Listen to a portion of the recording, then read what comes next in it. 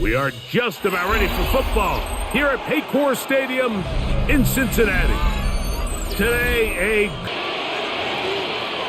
on the bootleg, it's Mayfield. And that is caught. A first down throw for Burrow. He'll find Andre Yoshivar.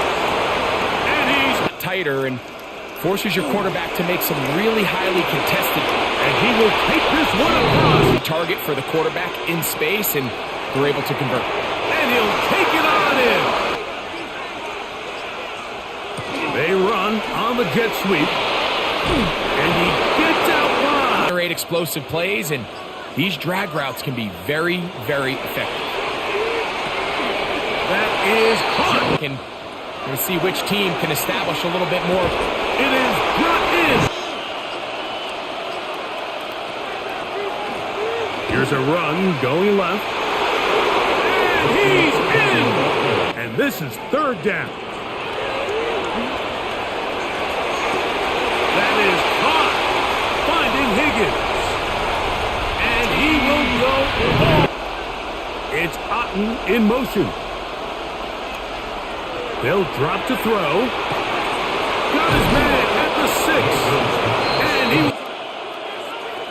To throw is Mayfield. Left side, he's got Ibuka. Now they are in business.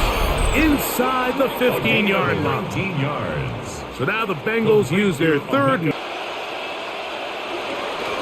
They'll run. And he's taken down. And now they can take this all the way down, win the game. This kick is good. And it's celebration time. A walk-off victory on the game's final play.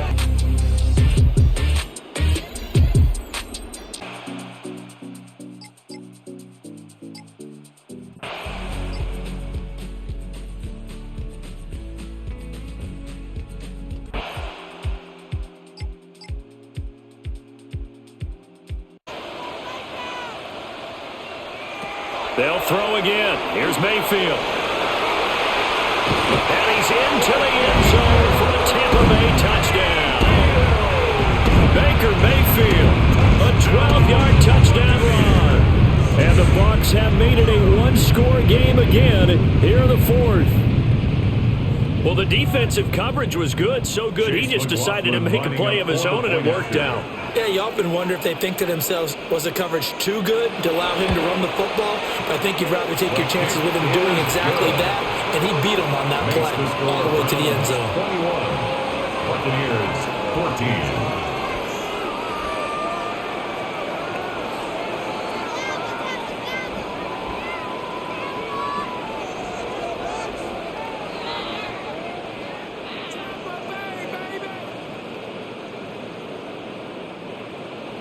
Following the touchdown, here's McLaughlin to kick off.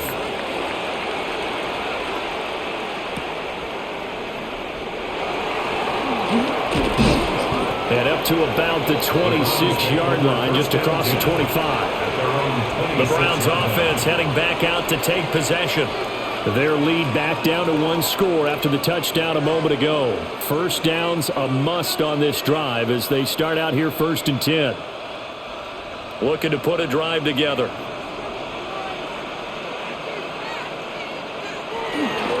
They'll start on the ground with Judkins. Oh, fighting off the defender. A very good move, but for a relatively modest gain out near the 32.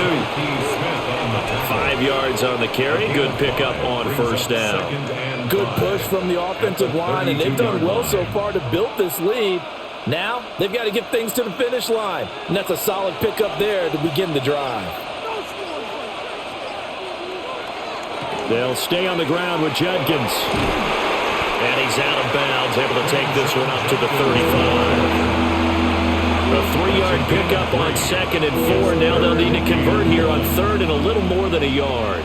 All right, that's a decent game there, but it hasn't been his best game overall. So I wonder what the mindset is of his team. Do they want him to handle the football and try and close this game out? Or are they going to make an alternative plan and maybe go in a different direction? I think they need him, and this is his time to shine. Well, they hit him in the backfield, and he will not escape. And that is not going to get it done. And a loss of 3 to bring up 4th. Well, so much for that possession. Yeah, I think he tried to do a little too much there, partner. He tried to keep it himself. Ended up getting buried in the backfield, and that brings up 4th down. And Bojorquez on to punt as he gets it away. And a fair catch signaled for and taken successfully. They call it 38 yards on the punt, no return. And the Bucs will get ready to go on offense.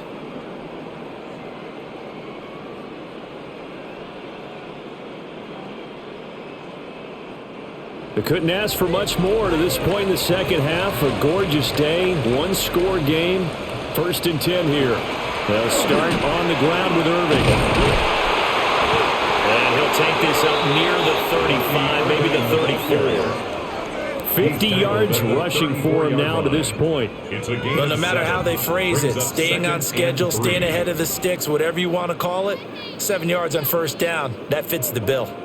Now 2nd and 3. Play fake. Mayfield. Throwing quickly there, but it's incomplete. Had an open man that time. They ended up putting a little too much heat on it, don't you think, partner? Absolutely. Just needed a touch more air under it. Instead, he fired an absolute bullet.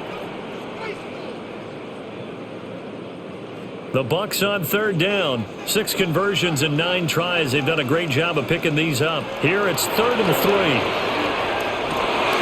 Look in the middle of the field, and he's got a man complete. And he's going to have a Bucs 1st down as they're able to get the 3rd down conversion. I like the design that we're seeing right there. This is what they need. Down by a touchdown here in the 4th. They just need to keep working their way downfield.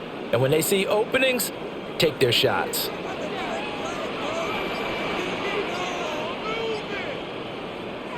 Mayfield looks to throw. He's got Otten on the out route. And he's corralled, but not before getting it inside the 35. Another strong gain on the last 2 plays. They've moved it a combined 33 yards. But when you hit him on the move like that, he's able to get into open field with a full head of steam. Oh, boy, it's going to be tough to get him down. Yeah, there was a big window. They're lucky they did get him down. On 1st and 10, here's Irving. And he fights forward for a modest 2-yard gain, 2nd down. Well, any lane that might have been open there was closed pretty quickly, and that was because the defensive front, they won that battle at the point of attack at the line of scrimmage. They used great leverage, held their spot, and stacked him up. Mayfield to throw it. And that is incomplete. A lot of force bearing down on him there. He could not hang on. It's 3rd down. They went with a dime look on defense. 2 extra defensive backs on the field and covered up essentially every blade of grass. That allowed them to disrupt the play. They got to get to the 23 here on 3rd.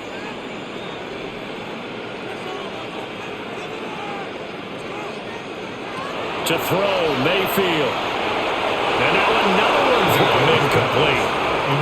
Well, how about the coverage we just saw him break out on 3rd down? Dime defense, blanketed the field with extra defensive backs and speed, unable to find an open hole to complete that pass. So now one of the biggest kicks of the night is forthcoming.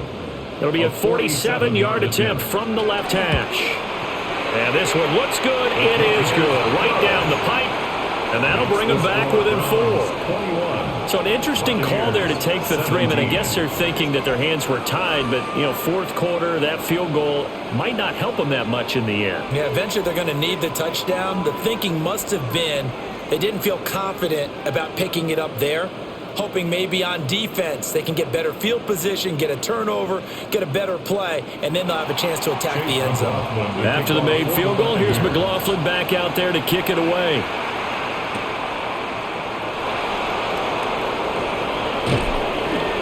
And a decent return out to the 27-yard line.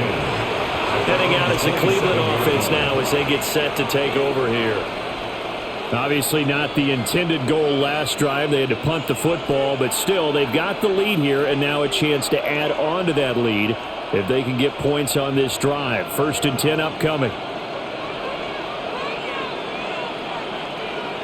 Sanders to throw. And down he goes. A to get in there for his second sack of the afternoon. Well, it's been a little bit of feast or famine because he's thrown for decent yardage, and obviously they've got the lead, Charles, but now he's been sacked 4 times. And what I'm focusing on is his toughness in the pocket. Because you mentioned the feast or famine part, he's played well in between being dumped on his back. But every time he's had a chance to throw the football, and pressure coming, and they got him once again. They'll go in the Bucs as a 7-yard loss on the sack, and it's 3rd down. So, Brandon, we sat in with a lot of coaches, and when they talk about things they want to accomplish offensively, I'm not sure that sack and sack are on their play sheet. Back-to-back sacks have this place in a frenzy as they line up again, 3rd and long now. Judkins going to run it out of the gun. No gain there on the play, and that's going to leave them with a 4th down. Oh, what a great job defensively to stack things up. They were committed to stopping the run. They knew it was coming. And now it looks like they should get the football back as they force an important 3-and-out. The Browns send out their punter now as he's on here to punt it away.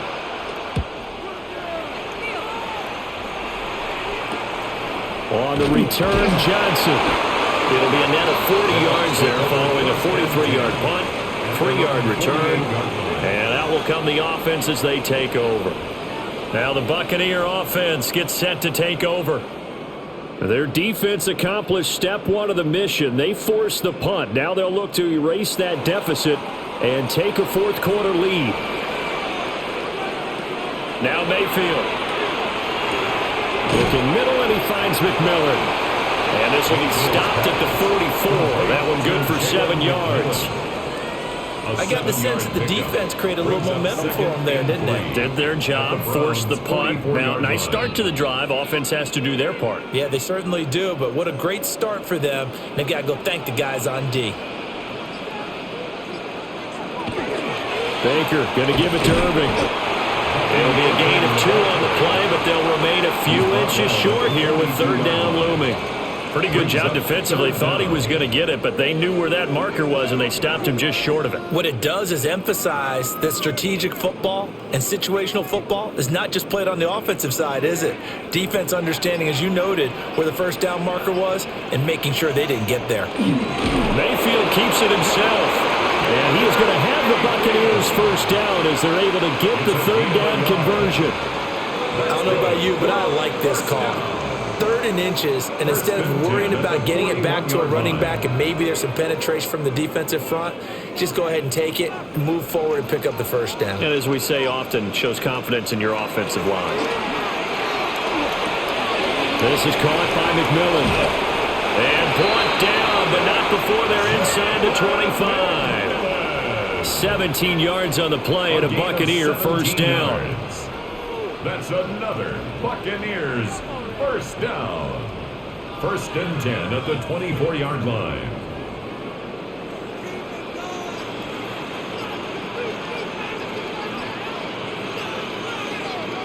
Well, the Jets sweep. This is Godwin. And they've got it inside the 10 at the 8. Another nice gain, 16 yards there and a 1st down again. Well, part of why that play works is because the defense has to freeze because they don't know whether he's going to hand it off or keep it himself. And this time, how about that sleight of hand there? Gives it to his wideout. And that indecision defensively, boy, it hurt him in a big way. To the left side, he's got McMillan. And he'll get this down inside the 5 to the 4 before he's out of bounds. A penalty accepted, and they move the ball forward.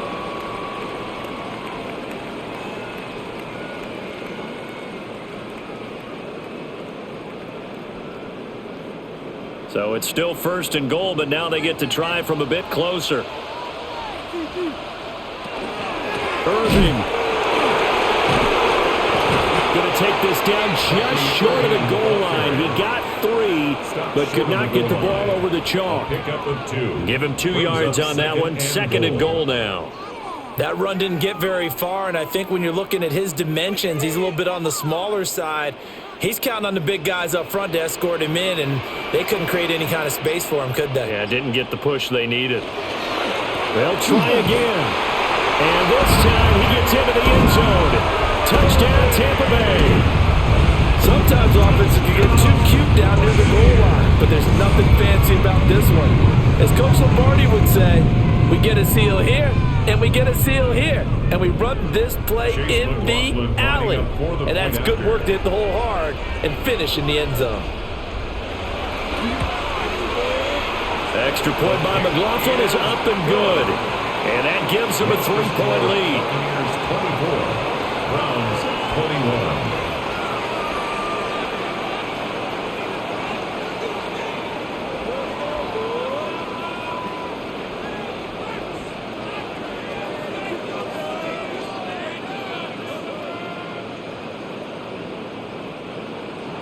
Following the touchdown, here's McLaughlin to kick off.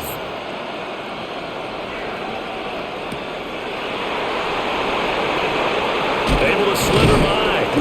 And out a little across the 25 to the 27.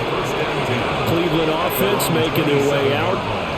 Now the bad news for them, they've seen that cushion they once had totally evaporate, and they're working from behind. The good news, they now have the opportunity to regain the lead right back. Looking to put a drive together.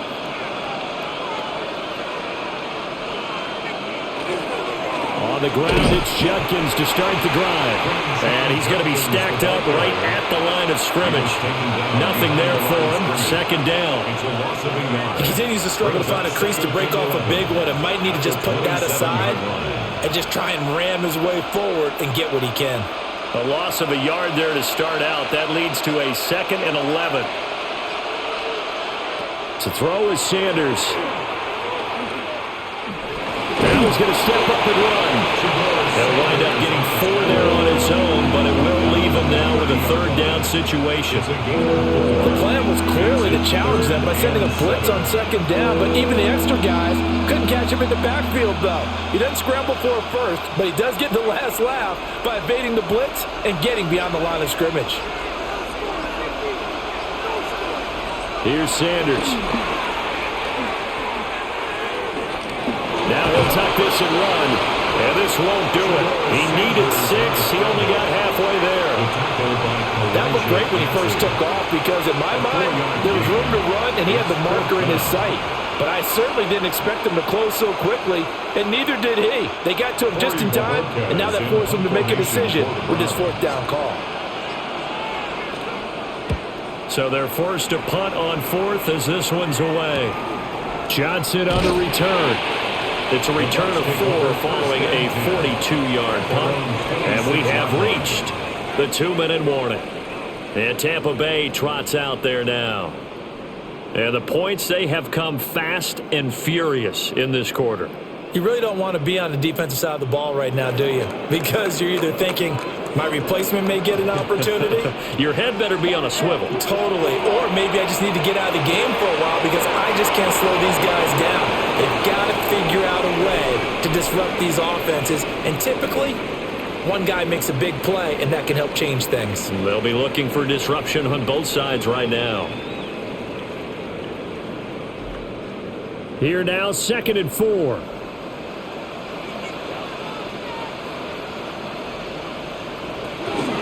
A shotgun handoff here to Irving. And the hole closes quickly. He gets it across the 35 to the 36-yard line. And quickly, we're going to get another stop here with 1:54 left as they call the timeout defensively.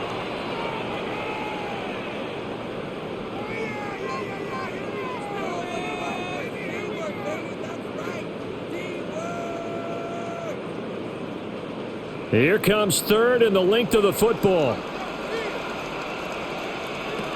Mayfield. And that's going to be incomplete. The coverage too good there. The contact popped the ball free, and it's 4th down. That's an excellent job right there on 3rd down. Like any defense, you never want to let them get anything started, and that would have been a 1st down. Instead, you saw the contact on time, no penalty, and before this drive could get wings, it's 4th down. Dixon, the punter, is on as he sends it away. Fielded at the 20. So a good punt, but a solid 12-yard return. And the Browns will take over 1st and 10. So now the Browns down by a field goal. Just over a minute, 40 to play. How will this thing pan out? We'll watch as they come up on first down.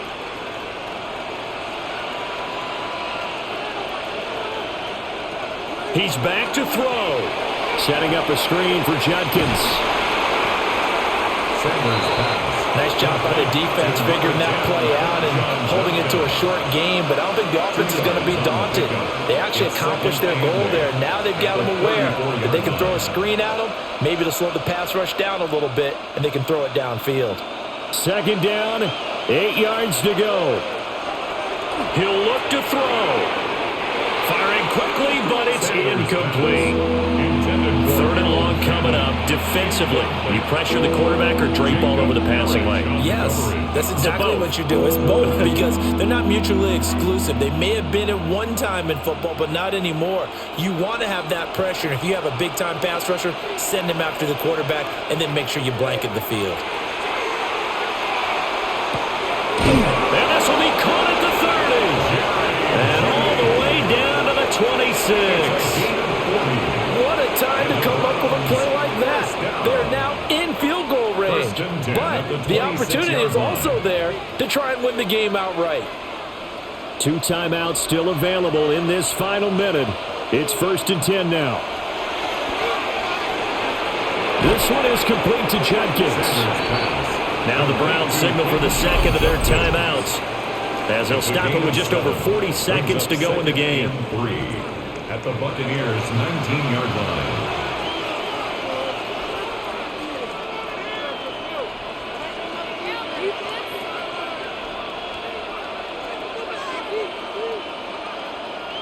Here's second down and 3. They'll look to throw.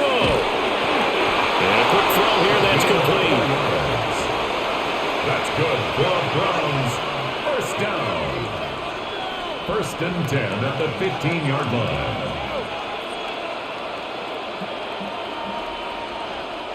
Here's first down.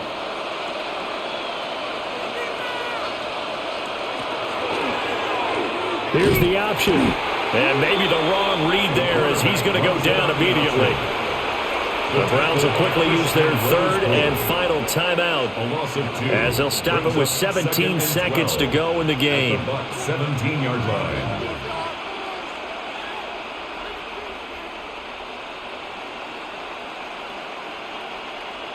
So here we go. Maybe the biggest kick of the game forthcoming. Now the Bucs going to use the first of their timeouts. That'll leave them with 2 remaining. We'll be back after this.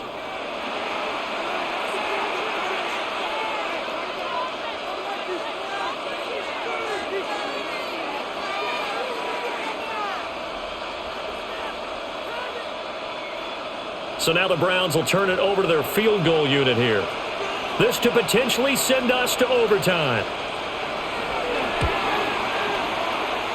And his kick is right there. It's good. And that will tie this game here in the final minute of play. So in the final minute, they turn it over to their kicker to get him back to even, and he does not disappoint. Brandon, do you think the pressure ever gets to this guy? Because I sure don't. That was pretty smooth right there. But I tell you, he better not rest on his laurels because there's a good chance they may need him again if this game goes to overtime. This one, all we could have asked for. All tied, final minute as the kick's away here. Johnson now returning. And beyond the 20, but not by much. In fact, just a yard pass there to the 21. So out come the Bucs now. And Charles, obviously not much time left. I'm curious to see if there's enough for them to get into field goal range and try to win this thing. And partner, you and I both know the safe calls to kneel and just take it into overtime. But it's also very tough to pass up a chance to win it right now as well. But remember, if you do attempt that, it's got to be a big play downfield and still leave yourself enough time to get your field goal unit out there and kick for the win. A gain of 2. Brings up final whistle blows, and we need some extra time here to decide who will be the victor. 60 minutes, just not enough some days to decide who's going to win the game.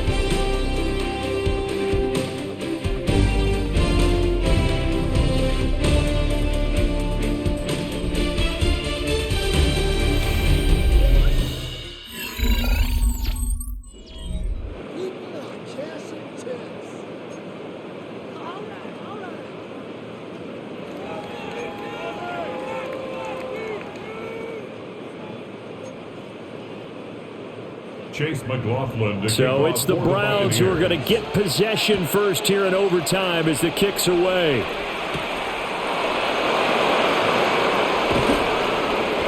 And he won't quite make it to the 25.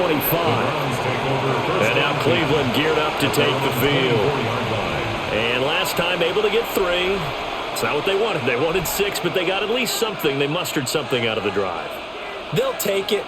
I like the way you've described it. Not ideal, but they'll take it. Anything to put some points on the board. But this time on offense, they don't even want to see the field goal kicker trot on the field. They want that ball in the end zone. Yeah, they'll be going for 6. They'll be dropped after a gain of about 6 across the 30 to the 31. Now that's staying ahead of the chains. Really good pickup on first down, hitting the tight end there. Now it brings up a second and manageable. Just found a hole in that zone. Opening drive of overtime. Both teams will get a possession, barring a defensive score. Here's second down. Quick hitter here. It's complete. A 6-yard pass on back-to-back plays. Picks up the first. Well, a little dinking and dunking that they're doing. At some point, is it appropriate to maybe take a shot? It is if you feel good about it. But otherwise, you do what a coach told me a long time ago. Take what they give you, but make them tackle. In other words, get it to one of your guys in space. If you make someone miss, that could turn into the big play you're looking for. Call it a full 3 yards in the wrong direction there. Brings up second down. An interesting and intriguing decision there defensively because they kept extra DBs on the field despite seeing the multiple tight end look that came out for the offense. I thought they were going to switch out of it. I didn't know if they felt they didn't have time or what the case was. Well, in any event, the extra speed allowed for great penetration as they stuffed that one behind the line of scrimmage. Now they show jet sweep, but instead a run up the middle here. And he is going to be stopped cold behind the line of scrimmage. They'll wind up losing 3. And now it's third down. Sometimes I think cornerbacks can benefit from the fact that quarterbacks might just forget about the idea that they might be near the line of scrimmage. How about the anticipation there, sneaking in and making a big play in the backfield? Pass taken in by his big tight end. Now he's going to get this all the way down inside the 35. The rookie from Colorado on target with that throw. They've got a first down. And the offense is saying to itself right now, if only they were all this easy because he was wide open. And once he made the catch, plenty of room to work his way downfield. That was a breakdown on the defensive side of the ball, one that they want to fix immediately. Throwing right, and now a fumble. The ball's out. But it looks like one of the DBs has it. And a big turnover there as his guys will get the football back. On the ground, it's Irving to start the drive. And he is brought down at the 22 after a gain of 2, and it brings up second down. This being their second opportunity in overtime, third overall drive, see if they can settle into a rhythm. And that's what you're looking for. Get a few first downs, move the ball downfield, have some confidence, get yourself in a spot where you can at least kick a field goal to win it. But I tell you this, if I'm the play caller, I'm looking at that part of my sheet that says playmakers. Get the ball in their hands, critical situation, now's their time. Calling a gain of 6 on the play, and now 2 yards to go on third down. They like going to him in the slot. He catches another one. I think this comes under the heading of until they stop him, why not go back to him? He has something going really well, great working relationship with the guy throwing the ball, and they keep making the connection. They'll try and run here with Irving. And he is going to have the Bucs first down as they're able to convert, albeit not by much, on third and a yard. It's a gain of 3rd and 2, right? So this is a situation where low man has got to win at the line of scrimmage, but it's not just the low man winning. It's the low man who's winning with some force, and they had that to pick up the first down. Barely picking it up, but they did. Mayfield down. To the right side, catch made by Buka. They'll go for a gain of 7, and that will bring up second down. Nothing fancy on first down, but a very consistent type of a play. Hit that slant. A lot of people call it an extension of the running game, and it can be if that pass is completed, because you hit a guy on the run like that, you often can go for big yardage. Sets him up nicely for second down, staying ahead of schedule. His first catch, and it's a big one in overtime. It's a first down. As far as tight ends go, this guy's not a speed burner. He's much more of an inline blocking type of a tight end. But But how about this last play? Made a nice catch and picked up a first down. That's what impresses me about him. When he's called upon, usually gets it done. 2 first downs have him up to the 41 now for 1st and 10. Mayfield. Wide open receiver, complete. And taking it across midfield and just shy of the 40. The Bucs passing game looking good on this drive. It's a first down. He's certainly done a nice job spreading the field on this drive. And here he finds his big tight end for good yardage. And that's what you have to do. Keep defenses guessing about where you're going to go with the football. Working out of the gun, Mayfield. And he is going to lose yardage here. A completion, yes, but certainly not what they wanted. A loss of a full 6 yards. Well, I know it goes against the instincts of the person catching the ball because all you're ever taught is catch the football, don't drop it. But drop it there. Yeah, in that situation, dropping it would have been better. End up losing yardage, even though they completed the pass. As good as a sack. Yeah, how about that? Although they won't get the same credit for it, and it won't help them at contract time. And again, it's Mayfield. Quick throw there is incomplete. The coverage keyed in on him since that last completion his way. He earned a little more attention on that route, and that made it a lot tougher to get a clean throw his way. 9th play of the drive now on 3rd and a country mile. Throwing, Mayfield. Throw out right, it's brought in by Otten. And he is out of bounds, but not before he's inside the 30. That was no 3rd and 2, that was 3rd and 16, but they get the conversion anyway. That last pass puts him over 300 yards now in the game. More importantly, though, big first down here in OT. And the team around him has a lot of confidence now after picking up that first down. Everyone seems a little more energized. But did I hear you before the game call in and say, this is my quarterback for your fantasy league? Because he just gave you a good stat, didn't he? He did, and I appreciate it. It certainly looks like they stopped some fight in them on this series because it seemed like things were headed for the red zone. But if this defense gets 2 more stops, they can keep them out of that area. They are in field goal range. 3 points now would win it. Here's 2nd down. Mayfield with it once more. The quick throw knocked away. It's incomplete. What would look like a march to the end zone has hit a momentary roadblock with that incompletion. No need to panic. They just got to come up with a high percentage play call and see if they can get their offense back on track. This offense was on the move. Now 2 straight incompletions have them looking at 3rd and 10.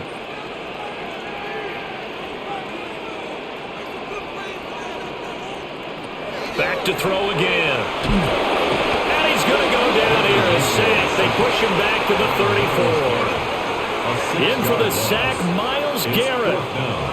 And this dominant defensive performance continued on that play. This poor quarterback has not received the protection he needs and has had to pick himself up off the turf far too often. And now the Browns are going to take another timeout. They'll be down to just 1 remaining as we step aside here in overtime.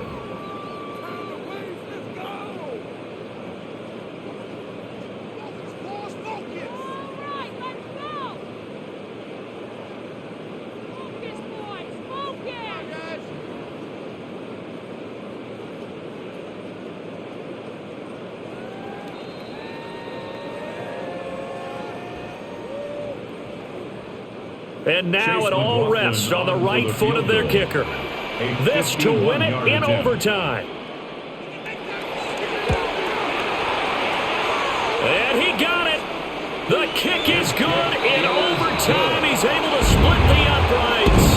And it'll be a hot time in Ybor tonight. The Bucs have won the football game.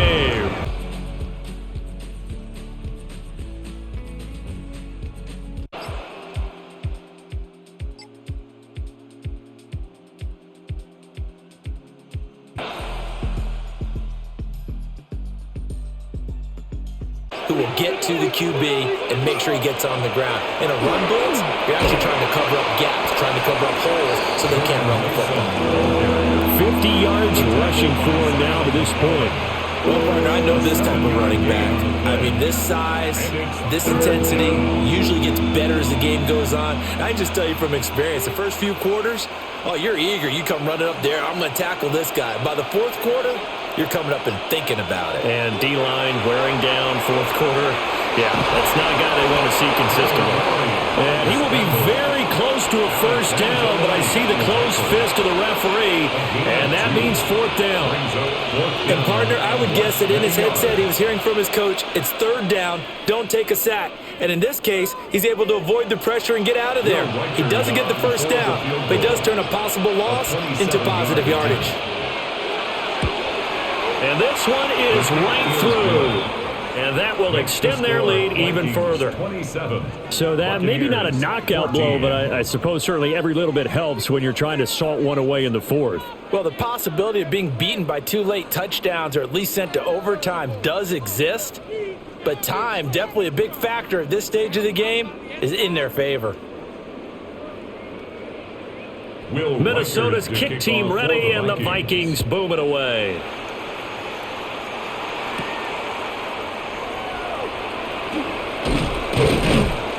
And he won't quite make it to the 25. And Tampa Bay trots out there now.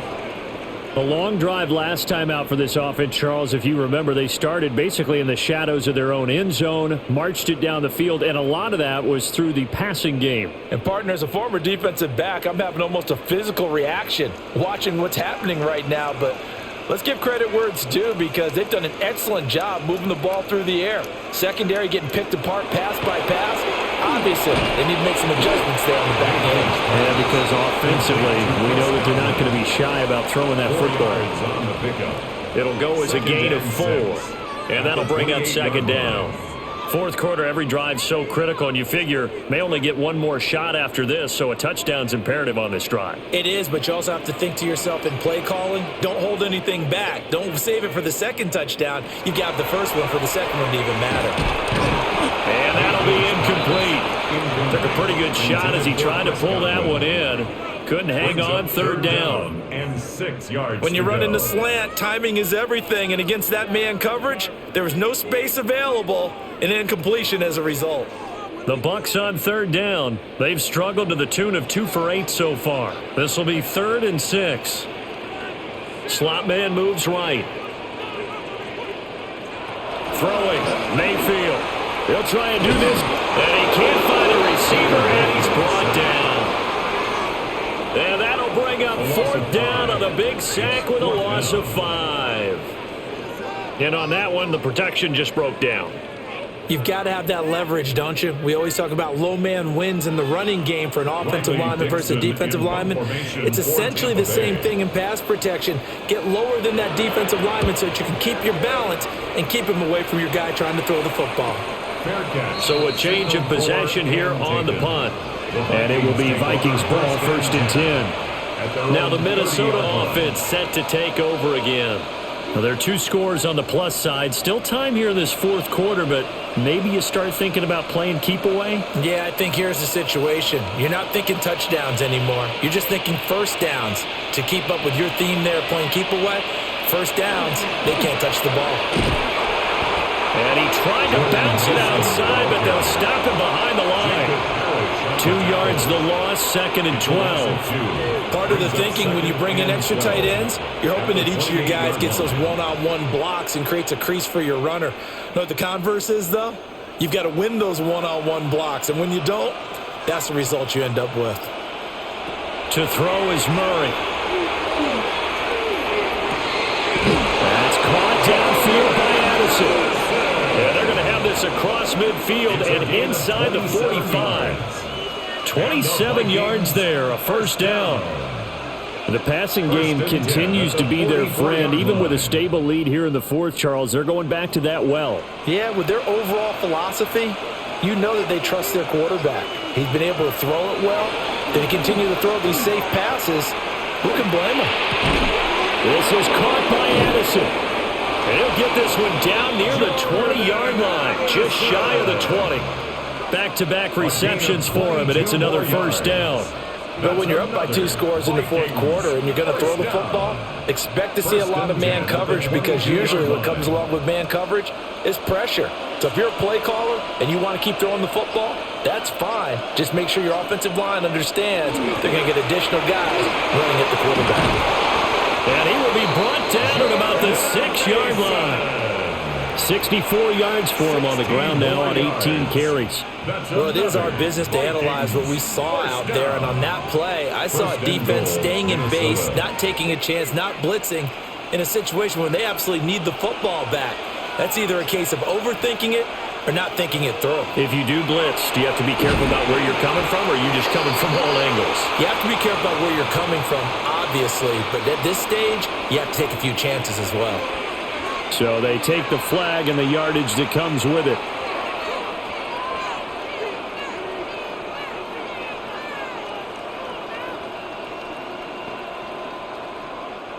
So now from half the distance closer, here's 1st and goal. They run it with Mason. And he will take this one into the end zone for a Viking. About to wrap this thing up. Now, Charles, a lot of happy faces heading into the tunnel as this one ends, and understandably so. Not only did they get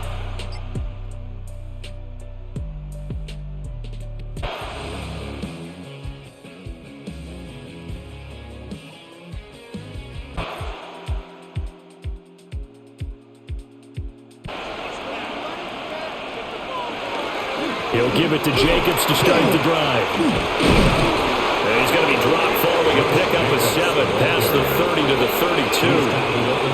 And that's just an ideal run to start this drive because they're in full ball control mode now. So if we keep ripping off 7, 8, 9 yards of carry, you're going to have a great chance of finishing off this game. The ball on the 32. It's 2nd and 2.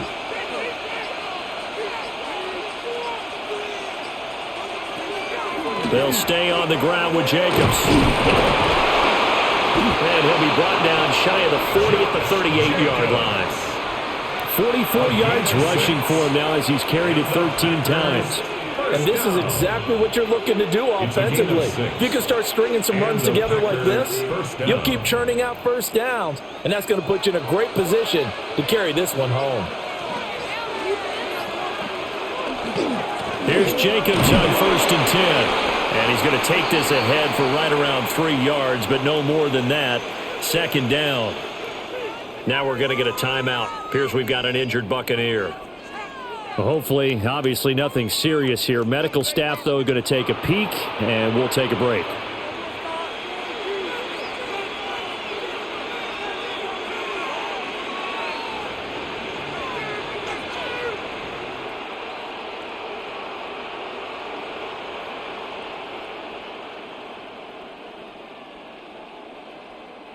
Second and 6.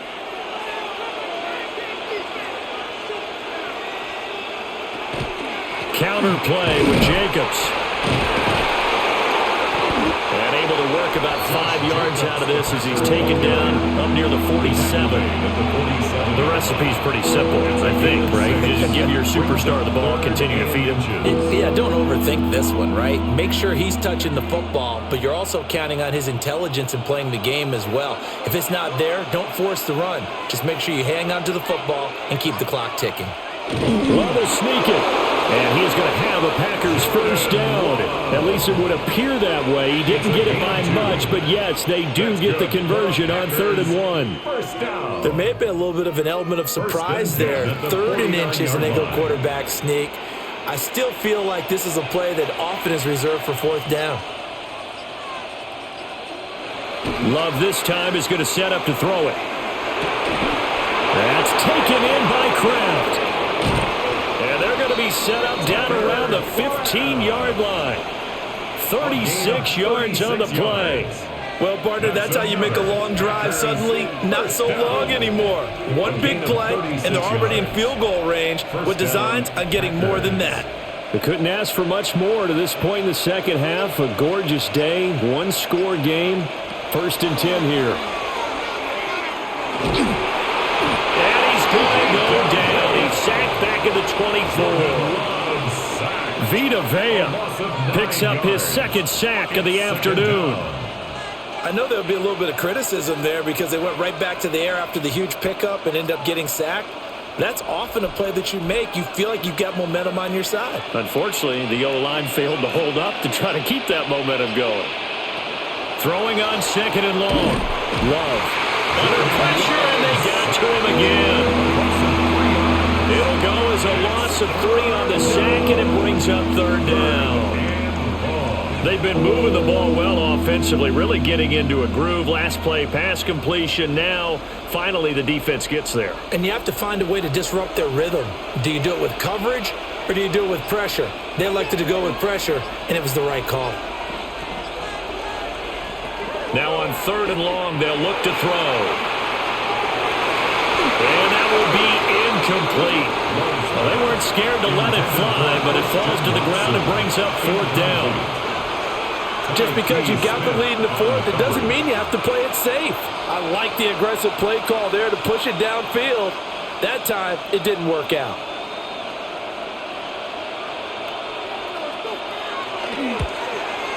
And his kick is good. And that will extend their lead even further. So that's CD, an important one here in the fourth quarter. And that importance cannot be overstated. All eyes on both sidelines were staring that one down all the way. The significance is that they made it a 2-score game. Still lots of time left to go, but likely that was their goal at the start of the drive. Get 3 points, make it a 2-score game, and they were able to get it done. After splitting the uprights, McManus to kick it away. Oh, good move. And Tampa Bay trots out there now. And the complexion of this one has changed a fair amount. That last field goal made it a 2-score game, so they need to get points out of this drive relatively quickly. Now Mayfield and the Bucs come up on 1st and 10 at their own 23. They'll try and start this drive in the air. This one taken in by Otten. And he's taken down but able to slip across the 35. Give him 13 yards on the opening play of the drive and also give him a first down. All right, this is the time of the game where they're down a couple scores. And they've really got to get some yards in chunks. And they know the defense doesn't want to give those up, but they've got to find a way to take them anyway. Now the question is, can they string a few of those together? And he's able to get it back to the 33-yard line. So they'll come up 1st and 10 now from the 33. Running straight ahead is Jacobs. And he is going to be stopped cold behind the line of scrimmage. Officially, it's a 1-yard loss. That's going to bring up 2nd and 11. Run blitz there defensively, something we might see more of here in the fourth quarter. I think we'll see a lot of it. And the difference between that and a pass blitz, you're just trying to get to the quarterback. You're trying to scheme someone open who will get to the QB and make sure he gets on the ground. In a run blitz, you're actually trying to cover up gaps, trying to cover up holes so they can't run the football. So they'll get 8 out of that completion. And now it's 3rd and 3.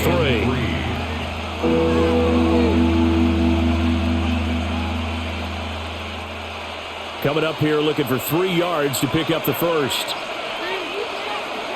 Love from the gun on 3rd down. Able to find the open man. That's complete. And he'll be out of bounds as he gets this down about the 21 or 22. A little football 101 there. You just see the receiver try to run down the defender, meaning he goes right at him and really trying to move him a little bit towards the center of the field so he can put his foot in the ground and break to the out, to the sideline, and make a catch. Jacobs going to try the middle. And this will be a gain of 6 when it's all said and done, down to the 15 from the 21. If you can keep getting gains like that, Charles, with the lead here in the fourth quarter, I mean, keep running it, right? No doubt about it, but what the offense coordinator has to do is understand. They're going to continue to stack the line of scrimmage. What runs do you have in your arsenal that'll work against a stacked box and continue to move the ball?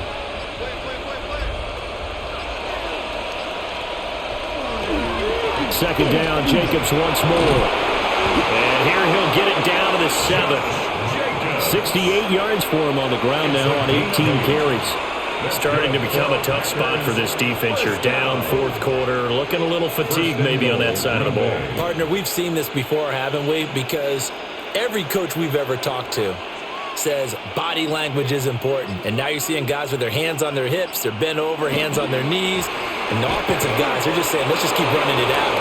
And he will get this into the end zone. So it's all over. A Green Bay victory. And we talked so much about the turnover battle determining who wins.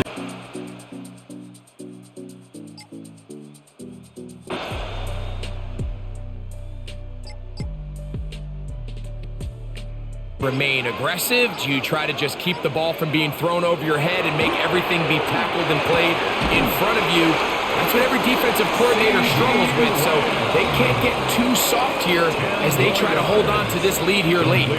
Just a really good play design that time, Mike, from the offensive coordinator. They match up one of the most explosive playmakers in the NFL with a hook curl defender, and he's just not able to match up with one of the best route runners in the league. They'll run it with Williams. And that one shut down pretty quickly. He'll get back to the line of scrimmage. Nothing more. And they've really done a nice job defensively holding them in check. I mean, ideally, you'd want your back to average around 4 yards a pop, but they're falling short of that threshold as of now, and partially it's why they find themselves trailing at this stage in the game. And he's going to be brought down right on that yellow line with the official signal. He's got enough for the first down. When done correctly, Mike, this is just such a high percentage call. It's kind of hard to choose another play off your call sheet. It's impossible to defend. You can know it's coming, stack the box, whatever you want to do. But most of the time, they'll just drive forward and pick up the first down. That's right side. He's got Ferguson. And he'll only manage a couple of yards before he's out of bounds. Nice job here by the defense. Did a good job just covering up everything for the most part. So once this ball was caught, really didn't have much of a choice but to just head out of bounds and pick up a modest gain. On second down, it's Dak. They go sideline, and he stays in bounds. Got the feet down in time. It's a first down. It'll be first and goal after a pickup of 27. That's a really important pickup there on that last completion. Not only does it set up first and goal, but allows everybody in the huddle to just take a deep breath. We're no longer in this frantic. He's got his big tight end, Luke Schoonmaker. Touchdown, Cowboys. What a game this has been. Back and forth we go, and that fourth quarter score changes the lead one more time. And we've seen the lead go back and forth, Mike, and now the question is, can they get a stop? Can they find a way defensively to hang on to this lead and get themselves this big win? The kick is good. Makes the score Cowboys 17, Buccaneers 13.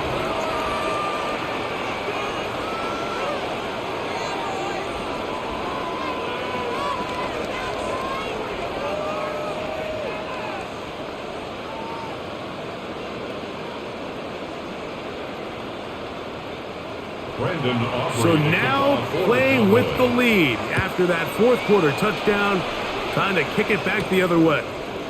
Johnson now to return. And he's brought down right at the 25-yard line. Here's the Tampa Bay offense. They're going to take over once more.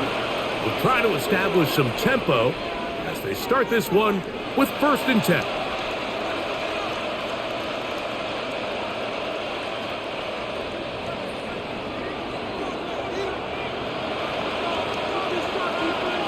From the gun, it's Mayfield. This one complete. It's Jalen McMillan. He'll be brought down up past the 35-yard line. First time they've looked his way all game long. He comes through with the grab and a first down. This is a really nice job of just finding a hole in coverage, Mike. And I used to say, hey, when you're open, stay open. That's the art of route running versus zone coverage. And it's a friendly target for the quarterback in space, and they're able to convert. And he's going to be out of bounds just beyond midfield. Two nice play calls here to kick off the drive. 15 more on that one. I always think you can tell pretty quickly how comfortable a quarterback is in their offense, Mike, by how fast they work through their progression and get the ball to their check down underneath. And in this case, with the depth of the defense, a lot of space in the short game, get them the ball, pick up the first down. Strong running there. He brings this down inside the 25. A gain there of 24 yards. Good for a Buccaneers first down. Well, that's a heck of a 1-2 punch right there, and that's something that every offense stresses. The ability to be equally effective run and pass on any given snap. They follow up the successful pass play with a big explosive run. And he can't get away. They rally to the football defensively. Bring him down for no gain. Second and 10 at the 24-yard line. Second and 10.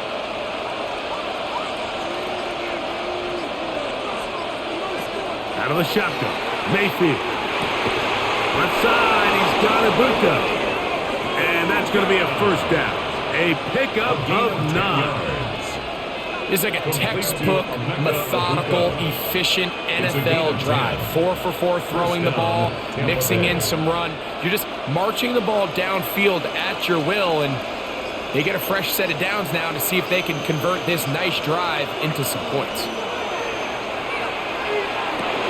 A short one there to Otten. And they'll get about half of what they needed. It's a pickup of 5 and sets up second and 5. A bit of a quick hitter here, and what you're hoping for, Mike, is that the defense can't react quickly enough because the ball's coming out so hot, but they knew it was coming, and they end up holding them to just a short gain. On the carry, this is Kenneth Gainwell. Fighting for the goal line. They're going to stop him just short, but he has picked up the first down. Second down at these distances, Mike, you pretty much anticipate a pass, and I think that's what the defense was lined up thinking. In this case, they leave a little too much room on the ground, and the offense is able to pick up a first down. Irving is into the end zone for a Tampa Bay touchdown. Touchdown, Tampa Bay. Make no mistake about it, he may get the glory, but that does not happen without unbelievable blocking up front. So let's give the big guys all the credit in the world. He's able to displace the defense right there at the point of attack, and it's about as easy a goal line touchdown as you're going to see all year. McLaughlin, good on the extra point. And the Buccaneers go up by a field goal as they lead it by 3. 17.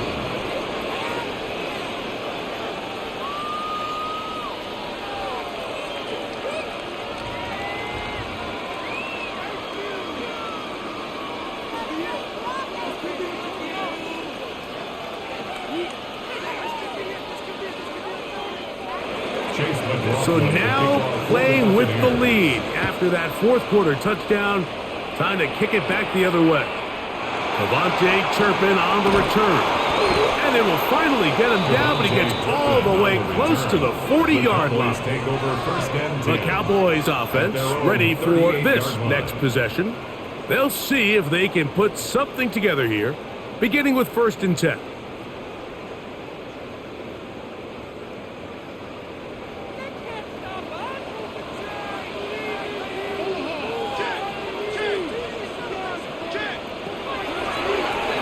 This looks like a design run.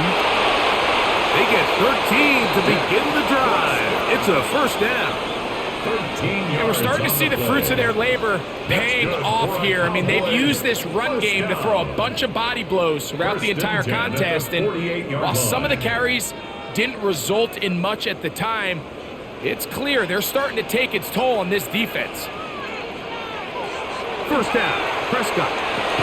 Over the middle to his tight end, Ferguson. And he's brought down after a gain of 6 on first down. It's not the big play they were hoping for, but first down efficiency, staying ahead of the chains, is what every offense is trying to find, and it brings up a manageable second down. From the 42-yard line, here's 2nd and 4. They run over center with Williams. And not much there. He's back to the original line. No gain on that one. And after that negative run, I think this changes the play call now on 3rd down. So this offensive line has to be a lot better on 1st and 2nd down to gain positive yards. Stay on track, because you don't want to be in 3rd and pass too often in today's NFL. That one on critical third down conversion there, Mike. Now brings up a fresh set of downs. You find yourself here trailing in the fourth quarter. They got to go down and score, and they got to score fast. 1st and 10 now from the 36. A give, and here comes Williams. And he'll be taken down at the 25-yard line. It's a gain of 11. Pickup of 11 yards on that one. That's good for a Dallas first down. 1st and 10 at the 25. Remember this one thing, Mike. It is not how well or how often you run the ball in the NFL. It's when do you run the ball well in the NFL. And I think that's what a lot of these offensive play callers are starting to realize. Can you run the ball well in critical moments of the game? More important than how many gross yards you run for. Give him 10 more on that one. Just enough for another first down. The best offensive play callers in the NFL, Mike, do a great job tying in their under-center run game, like we just saw here, with their under-center play action game. And the ability to make those two things look alike, man, it puts a lot of stress on the defense. And he will get into the end zone. Javonte Williams. Touchdown, Dallas. You just don't see these kind of holes too often at this NFL level, Mike. And you can see once he got the ball, the clear line to the end zone, he doesn't get touched. And an unfortunate defensive breakdown here ends up costing him 6 points. The extra point by Aubrey is good. And the Cowboys have taken a 4-point advantage. Buccaneers 20.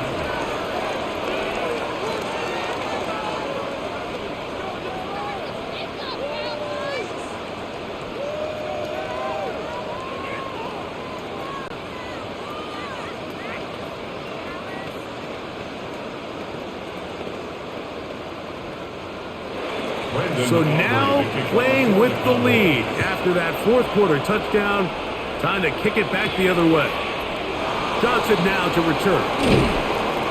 He's across the 20, taken down just shy of the 25. The Buccaneers offense makes their way back out to the field for their next possession.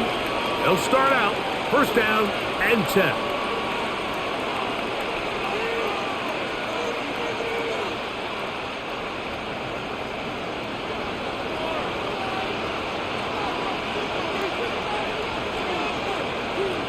Throwing is Baker. That one incomplete. The defender right there to make the play. And it's second down. All things considered, it's actually a pretty good pass. I mean, he puts the ball in a place where only his guy can catch it. But I think he hears those footsteps coming from that nearest defender, and he's not able to secure the catch through contact.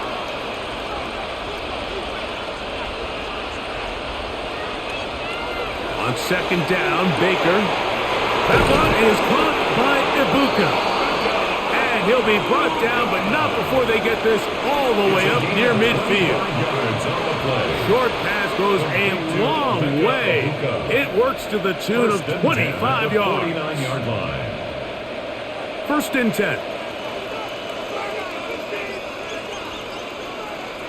To throw is Mayfield.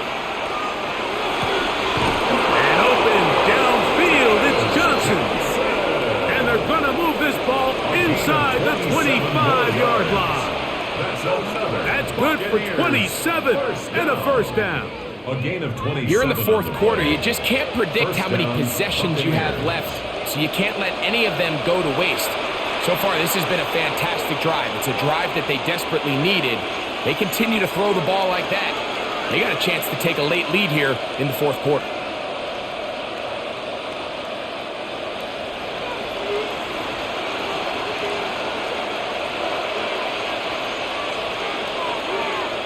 They'll drop to throw. Out right, catch me. That's Ibuka. And he's going to be out of bounds as the clock will stop. It would have stopped anyway as we hit the 2-minute warning. Gain of 7. Brings up 2nd and 3. Here's 2nd down and 3.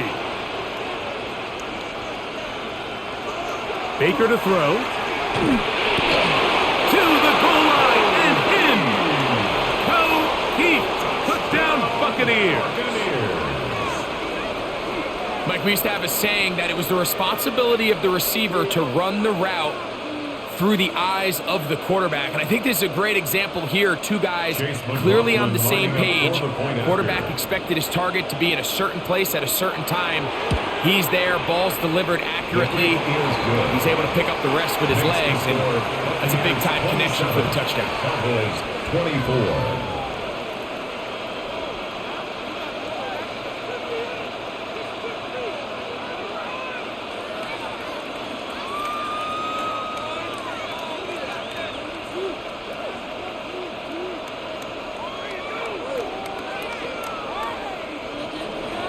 So now playing with the lead after that fourth quarter touchdown, time to kick it back the other way.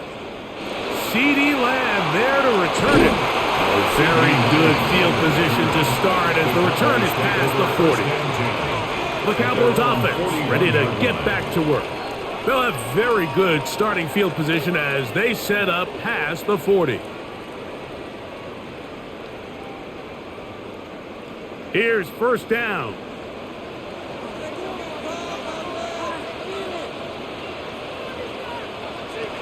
Shotgun snap for Prescott. He's got that complete to Turpin. And he's going to be out of bounds just beyond midfield. 12 yards on the game. That's good for a quick first down. 47-yard line. And now, after that catch, they've got a chance here late, Mike. They've got enough time to try to move this thing down.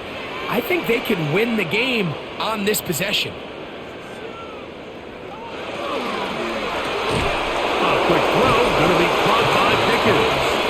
Able to make one man miss, but that's all. They get him. Take him down behind the line. And 12. It almost seemed like the defender was getting the play call sent into his helmet, just like the quarterback, because he knew the play before they even snapped the ball, and that play had no shot. Second down, Prescott. This one is caught by Turpin. And that'll go for a gain of 7. And it's going to set up third down. The best quarterbacks, Mike, they have an internal clock in their head. How does my protection match up with the rush and the route concept I'm trying to attack downfield? In this case, he's looking downfield, realizes quickly this ball's got to come out, checks it down to his underneath drag, picks up what he can. Third and short. Prescott. Open man, right side. He's got it. And the defense can't come up with a stop there. Gain of 7 and a first down. Cowboys first down. First and 10 at the 34-yard line. Guys, dig deep.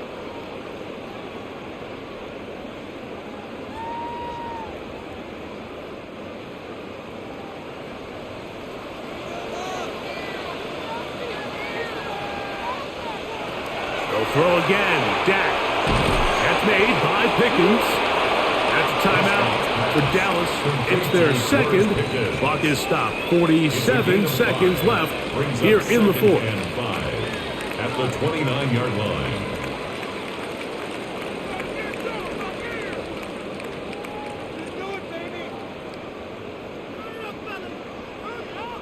It is second down and 5. Pistol out for Prescott. Quick hitting slant there. And they'll whistle him down, but not before he picks up a first down after a gain of 7. Really nice timing on that slant route. You can tell the quarterback and the wide receiver are completely on the same page, and when executed at that level, it's virtually impossible to stop. Again, Prescott to the air. He's got it at the 7. And they'll get him down inside the 5-yard line. It's first and goal coming up. First and goal at the 4-yard line.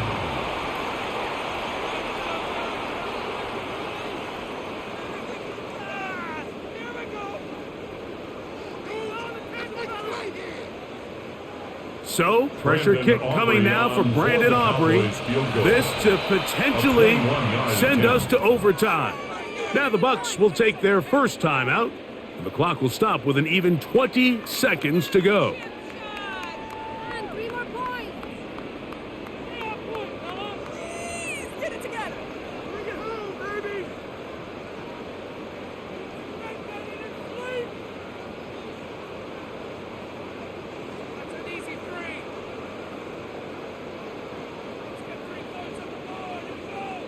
So, pressure kick coming now for Brandon Aubrey. This one, he's got to have. 21-yard attempt. This one is on target, and it is good. They have tied things up here in the final minute. And that's just a big-time kick right there. I mean, think about all the things running through this kicker's head. He knows if he misses it, this game's over. But he's cool. He's calm. He steps up, takes a deep breath, and he knocks it through to extend this game. Brandon Aubrey. So, not much time remaining to get something started. All tied here, late fourth as the kickoff comes. And he will not attempt a return, so this will come out now to the 35-yard line. The Buccaneers offense getting their final instructions before heading back onto the field. This game level following the made field goal. So they need to put something together here. It begins with 1st and 10.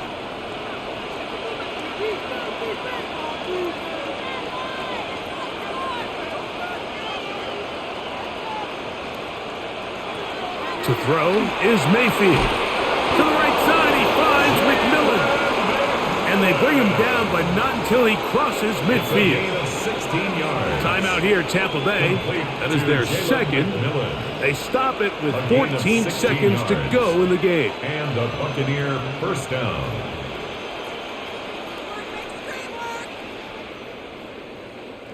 This offense still has the one timeout to use. 1st and 10 coming up now. From the gun, it's Mayfield. They'll go right back to McMillan. Complete to Jalen McMillan. 8 yards on the pickup. Brings up 2nd and 2. Now timeout called. Let's see, you're looking at a long field goal try from here. Well, this might be one final heave to the end zone.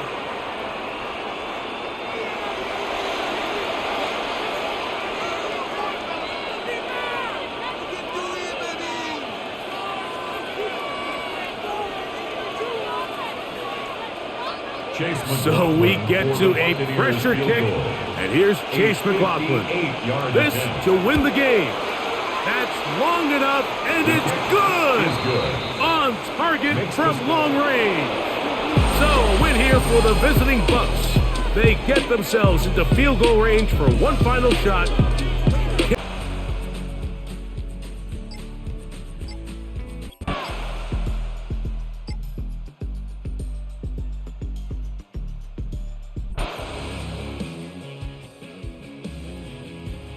A way to take them anyway. Now the question is, can they string a few of those together? A quick throw knocked away. It's incomplete. Well, a momentary speed bump there with that throw, partner. The defense had other ideas, and they're trying to mount a small stand before this drive reaches the end zone. Here's 2nd and 10.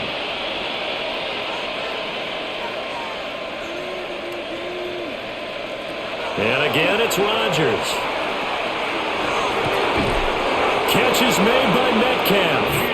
And he is out of bounds inside the 35. It's a gain of 14 yards. Second catch for him today, and it'll wind up a first down. And another thing that makes a comeback route really effective is that oftentimes after you've made the initial move, receivers breaking away from the defensive back, and that makes it a really tough play to defend.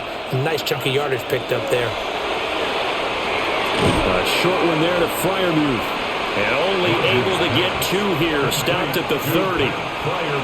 They gave up the completion there, but this is what zone defenses count on. Catching the ball and not much run after the catch. They'll come up 2nd and 7.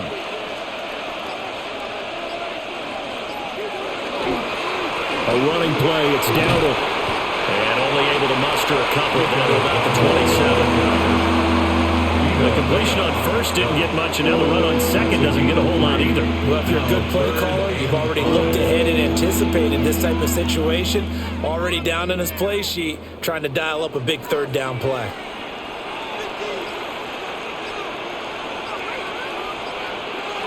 Working from the gun, Rodgers. Able to find the open man. That's complete.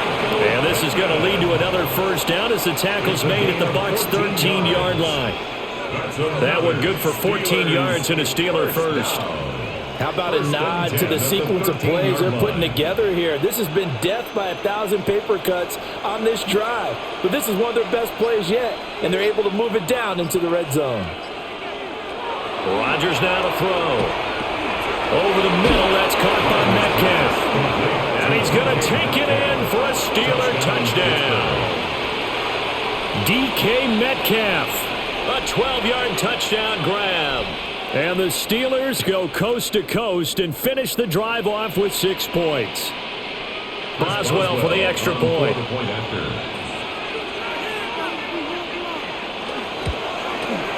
And this is up and good to make it a 17-14 game. Buccaneers 17, Steelers 14.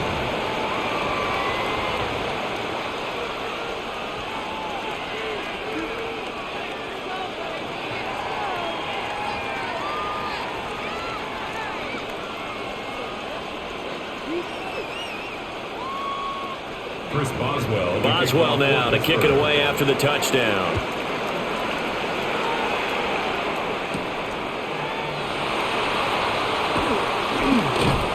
And he takes this near the 25. Just a little pass there. Call it the 26. And Tampa Bay trots out there now.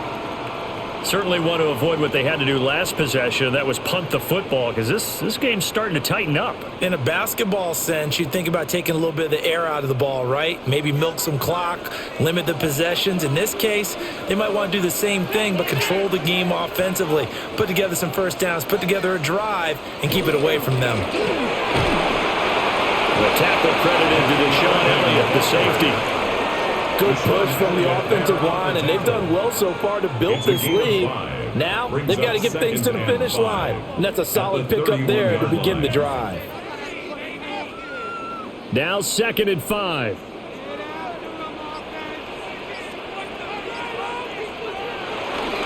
They'll stay on the ground with Irvin. And he is swallowed up right at the line of scrimmage. 5 yards on first down, but now just a 1-yard pickup there on 2nd. And this is the worry, because sometimes you can get a little too predictable in spots like this. You know you're going to run the ball, but they know you're going to run the ball as well. And now you look up, and you're staring at an important 3rd down. Mayfield from the gun on 3rd down. He'll find McMillan here. And he is going to have the Buccaneers first down. They needed 5 there on 3rd down. He winds up getting 7. And that pickup of a first down, that's going to leave a mark, because they really needed to stop them there, didn't they? Oh, so frustrating. Defensively, you're a play away from getting that football back here, down late. Tough. Now they've got to find a way to create a turnover or takeaway. Otherwise, this one will probably get away from them. And he stopped immediately there. Just a yard on the pickup there, and it'll bring up a 2nd and 9. Brandon, you're a big lover of music. How about what you just saw there? This is what I call playing the piano for a defensive lineman. The ability to move laterally up and down the line of scrimmage. How about the way he just flowed and got to the outside part of the field and made that play? Baker going to give it to Irving. And he is met in his tracks behind the line of scrimmage. They wind up losing a couple there, so they go behind the original line of scrimmage, and now 3rd and 11 coming up. And this is why the head coach gets paid the big bucks. Look at where they are in this situation, partner. Do you throw the ball here in a long-distance situation? Do you run it again and trust your defense and make sure you take care of the ball and punt it away? What kind of options do you have here, and what do you trust more on your team? Yeah, they may have just pushed him back into that throwing situation. We'll see. Oh, this will be incomplete. The rush gets home just as he was letting that go. That could have been worse. Instead, it's 4th down. Here's Riley Dixon now, as he's on for the 5th time here today.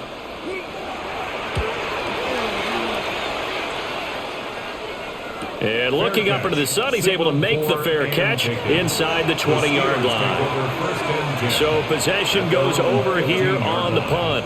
And the Steelers are going to take over 1st and 10 deep in their own territory. They couldn't ask for much more to this point in the second half. A gorgeous day, 1-score game. 1st and 10 here. They'll start this drive out on the ground. And good yardage yardage as he gets this one up to about the 23. 53 yards rushing for him now to this point. Now that's the way you want to start a drive. Talk about a tone setter as well as a playbook opener. Now if you want to take a big shot over the top, you're all positioned to do so. From the 23, here's 2nd and 2. Now Rodgers. This one into the hands of Metcalf. 7 yards there and a first down. I think that's a big pickup for a first down because when you run a drag route against zone, you're sometimes asking for trouble because you might run into a defender. Yeah, well, there they ran into a first down. Executed it to perfection. So 1st and 10 now from the 30. On the run, it's Dowdle. And he's going to be met at the line of scrimmage and taken down. The tackle made by Zion McCollum. But not much on that run, Charles. No, that's exactly the way to execute a run blitz there. They guessed correctly that they would move the ball on the ground, honed in on it, and stopped them. Mark that down for a win in the defense's column. They run again with Dowdle. And he'll be tackled just past the 35 at the 36. It's not a huge breakaway run, but if your starting running back finishes the game without just a 5 or 6 yards per touch, you'll take that every single time. And the Steelers on 3rd down. They're hitting at 60%, 6 out of 10 thus far. This is 3rd and 4. Now it's Rodgers.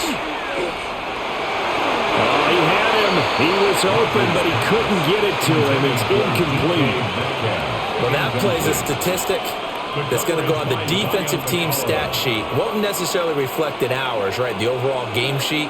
But you and I know that they keep count on pressures, hits on quarterbacks, all those things, hoping to increase that throughout the game. And here we are in the 4th quarter, and they got a big one. And such a close game, a very big one.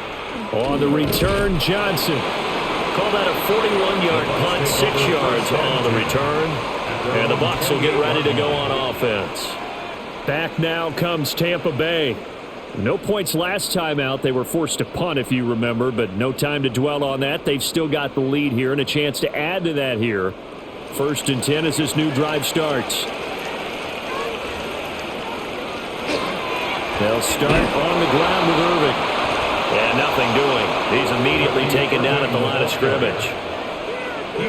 No gain on the play there. 2nd down.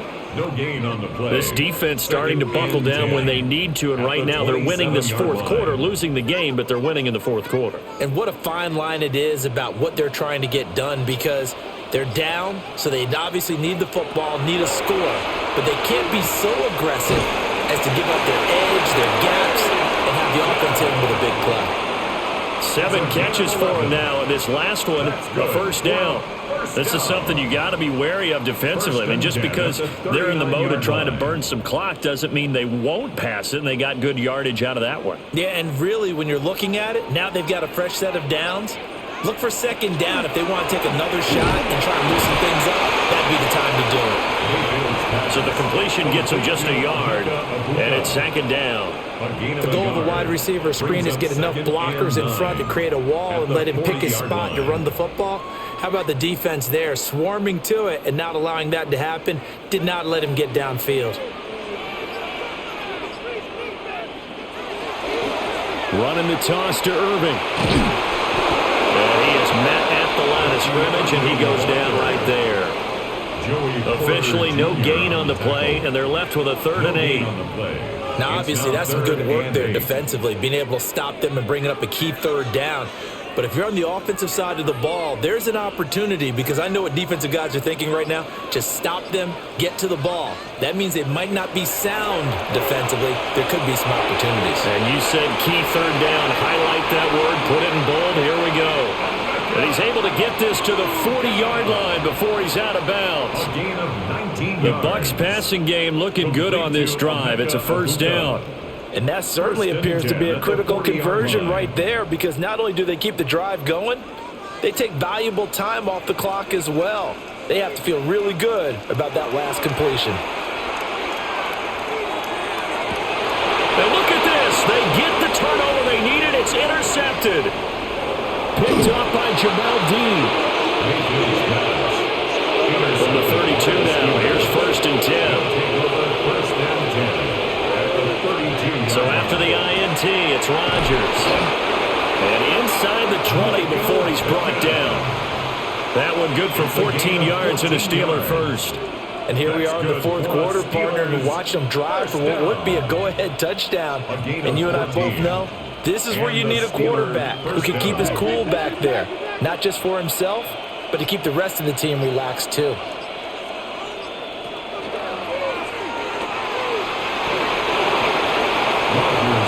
That looked like some pretty easy yardage there right up the gut. And he's a guy that has some height to him, so when you don't have to drop a shoulder or create or get through contact or trash, makes it a lot easier to stay upright, see the field, and make a run as we just saw there.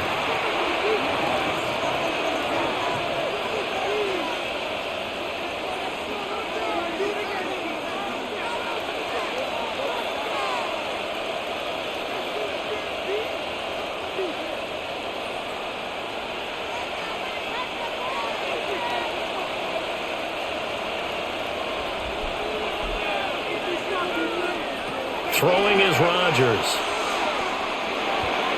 To the end zone, but it's incomplete. I guess you can't be afraid to take those chances late in the game. He tried to fit that one in there. Nice job, though, defensively. But to your point, it was a nice job of knocking the ball away. But you're also right. You can't be afraid to take those chances. That means your guys going downfield to catch the ball, they've got to elevate their game and come down with these in order to keep your offense moving. He's got his target. That's complete. And he'll be taken down, but he does have first down yardage. That's not the first time they've looked his way when they've needed a big play. He's been the go-to guy all game long. And they get the hook up again on third down to keep this drive alive. Here's first and goal. To throw is Rodgers. And he can't get a throw away. He's taken down. Not the first and goal play they drew up. Multiple defenders in to bring him down to the ground. Well, there's still time to rectify this situation because the silver lining, they took a sack on first and goal. But that close to the goal line, that still definitely hurts. First down, a bit of a disaster, and now on second and goal, back even further. Looking for his running back, and he's got it.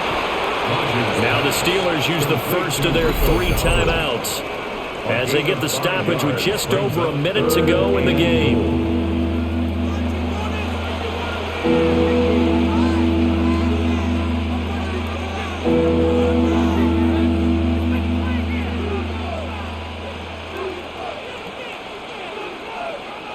This crowd doing all they can. Here's third and goal. Now Rodgers. He takes it across for the touchdown, and they've taken the lead late in the final minute of the fourth. Wow. Charles, what a big drive late in the fourth quarter to take this lead. And normally you're really excited if your offense has the ball late in the game. But I think this crew is really excited to have their defense go back out there because they haven't surrendered a point in the fourth quarter yet. They've helped make this comeback possible with their defensive play. Now they get a chance to finish this game off. Buccaneers 17.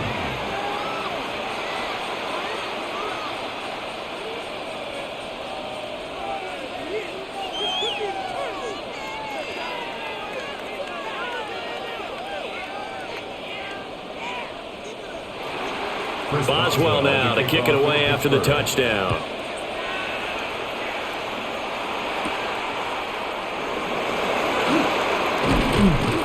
And makes it across the 20 as his guys will set up shop at the 23-yard line.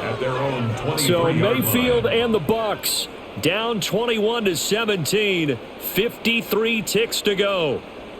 How will this thing pan out? We'll watch as they come up on first down.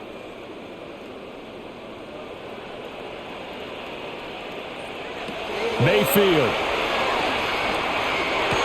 Oh, he's got a Bucca. That's complete. Now the Bucs going to use the first of their timeouts as they get the stoppage with just under 50 seconds remaining in the fourth. First and 10 at the 44-yard line.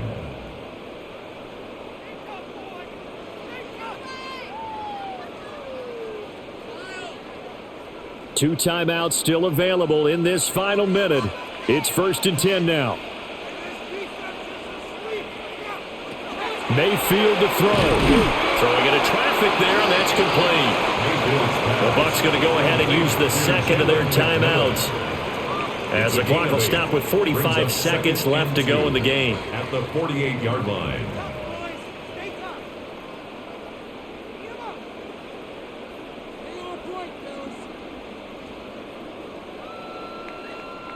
They come up now on 2nd and 2.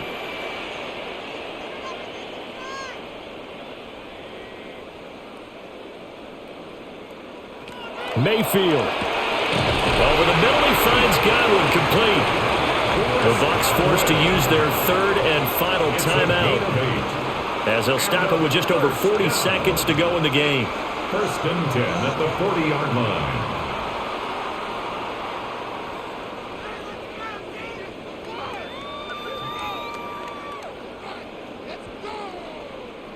No timeouts remaining. Cannot take a sack here. 1st and 10. Here's Baker. There's a short one taken in by Otten. And he gets this to the 35. Good for a gain of 5. And remember, field goal does them no good in this situation. You got to think they should be taking some shots for the end zone soon. They'll come up now on 2nd down. Now Mayfield. Out route, and the ball is caught by Godwin. And Godwin going to have a Bucs 1st down as he'll get this down to the 30-yard line. That's another Buccaneers 1st down. 1st and 10 at the 30-yard line. Well, what a thrilling 4th quarter this one was. Well, at least, I guess, if you're cheering for the winning side, an outstanding comeback, though, that saw...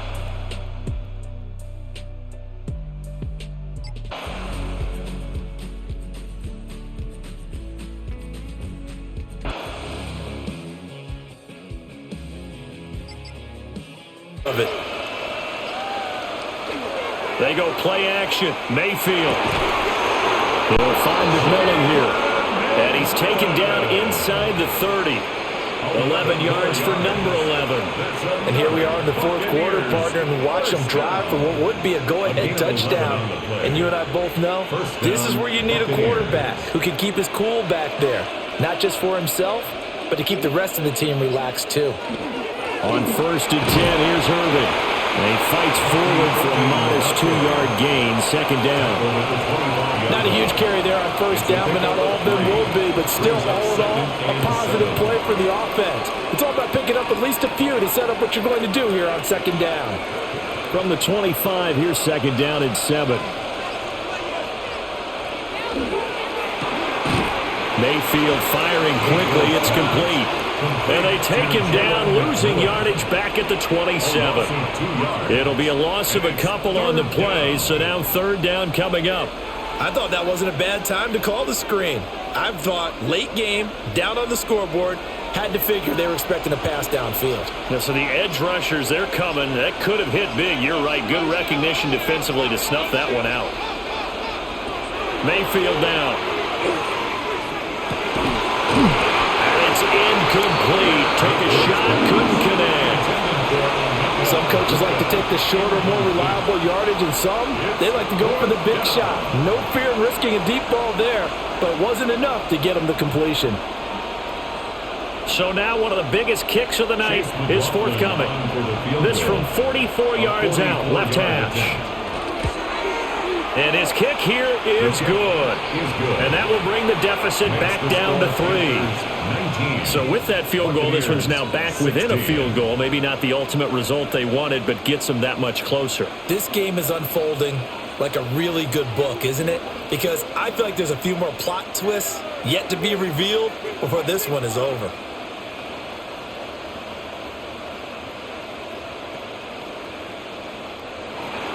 After the made field goal, here's McLaughlin back out there to kick it away.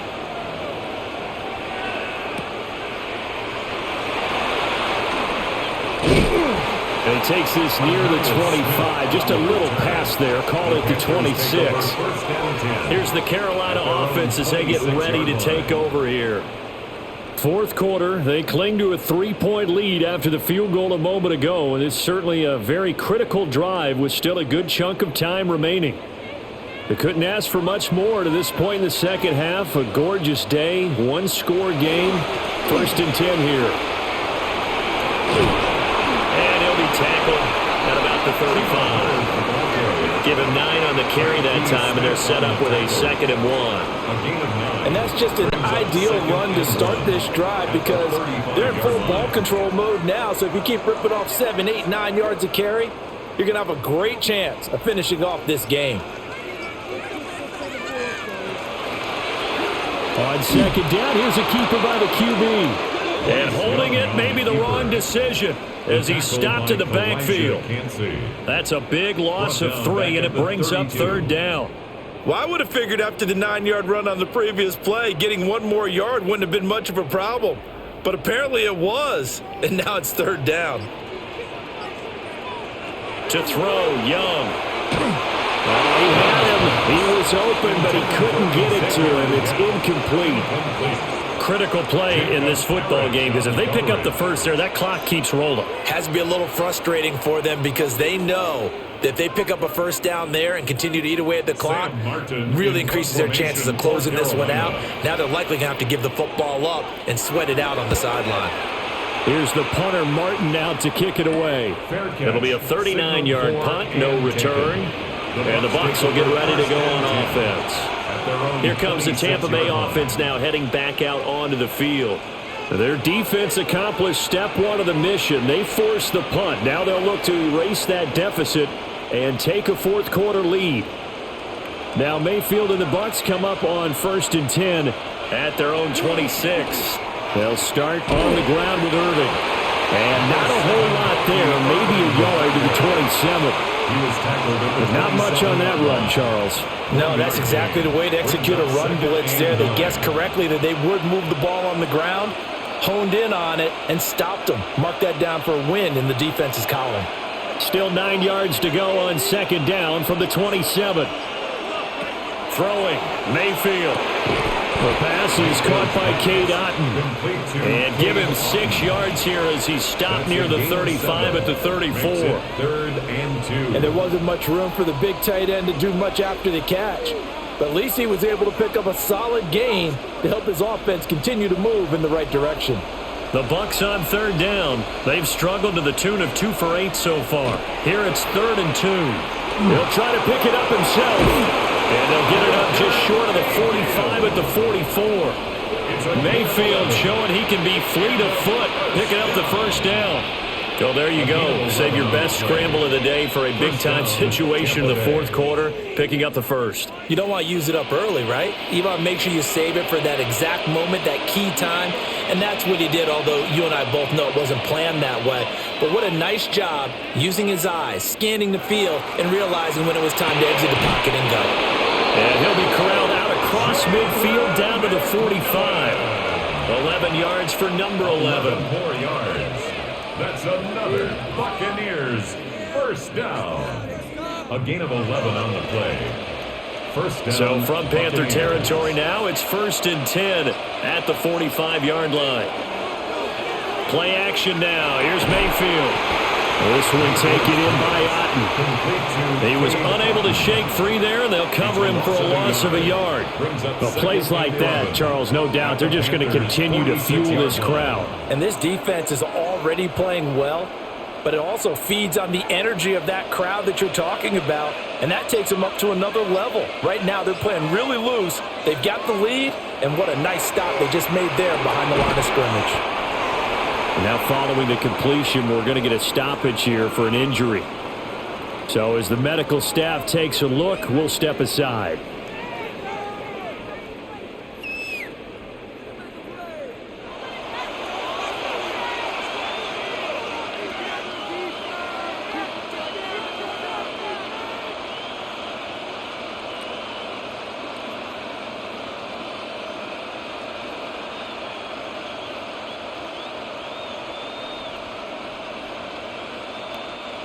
Third down, trying to get a little bit closer. From here, the field goal would be 55 yards. They He's going to leave this for his running back. It's complete. And this one's going to go the wrong way. Losing yardage back at the 42. So that'll go as a 4-yard loss on the play. And that's going to make it 4th down. So on 4th down, out trots the kicker in a big spot here. This will be spotted just shy of midfield. A 59-yard attempt. And this one is no good. He missed it. And instead of tying it up, they'll remain down by 3.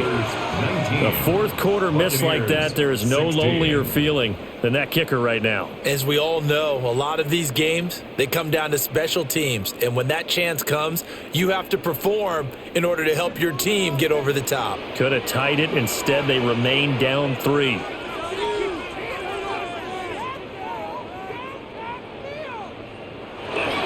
First carry now for A.J. Dillon. And just 1 yard here from the 49 to the 50. And for the defense, this is a spot where you don't want to totally sell out to stop the run, but you do have a pretty good idea of what you're going to see. And that's good work right there to keep them in check on that first down carry.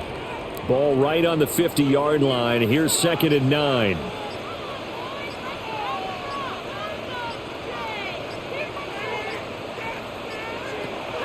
Off the play fake, Young.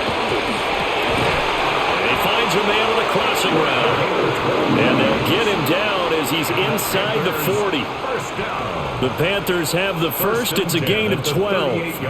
Well, that should be a reminder defensively, and I think it's a reminder to myself because you just can't sell out to stop the run. There's still enough time that this offense can move the football through the air, even on 1st and 2nd downs, and they obviously picked the right spot to throw the ball there. And this will go as a gain of 7 as he gets it to the 30-yard line. If you can keep getting gains like that, Charles, with the lead here in the fourth quarter, I mean, keep running it, right? No doubt about it, but what the offense coordinator has to do is understand. They're going to continue to stack the line of scrimmage. What runs do you have in your arsenal that'll work against a stacked box and continue to move the ball? 2nd down, another chance for Hubbard. And he will lose yardage here to the 31-yard line. It'll be a loss of a yard, and that's going to lead to a 3rd and 4 coming up. Now, obviously, that's some good work there defensively, being able to stop them and bringing up a key 3rd down. But if you're on the offensive side of the ball, there's an opportunity because I know what defensive guys are thinking right now. Just stop them, get to the ball. That means they might not be sound defensively. There could be some opportunities. And you said key 3rd down. Highlight that word. Put it in bold. Here we go. It'll be a pickup of 4, good enough to earn him yet another first down. Would it be safe to say that as precise as routes are supposed to be run in the NFL, maybe they're not quite as precise in college ball? That's accurate, yeah. And I think we saw a college route in the NFL there. Just find the soft spot, find the dead zone, and find the first down. And that's what he just did. Oh, heck of a move. Man. And they've got it in the red zone now, down at about the 19. 65 yards rushing for him now in the ball game. Well, they'll take that every time with a lead. First down, fourth quarter, getting 8 yards. You love that. They will take it, and you have to ask the defensive guys, why did you give it? I mean, you know the situation. You're down, have to stop them, have to get the football back, but 8 yards on first down puts them back on their heels. And they work this near the 5. He'll be stopped at the 6. Young scrambling and able to pick up the first with his legs. It's getting cold in here, partner, because it looks like he's trying to ice this one away. Yeah, I know, bad dad joke, but what the heck, right? Scrambling for that first after the D blanketed his receivers, that's a backbreaker for the defense. They finish this drive off with 6, and this one could be over. They'll run here with Hubbard. And he will take it across for a Panthers touchdown. Chuba Hubbard. A 6-yard touchdown run. And the Panthers get an important score there to extend their lead here in this fourth quarter. And that right there is the definition of a statement drive. You're in the fourth quarter, trying to get to the finish line, and here they were able to hold the ball for a long time and move it down the field. And how about them finishing it off with the touchdown run? Winning football 101? Check that box.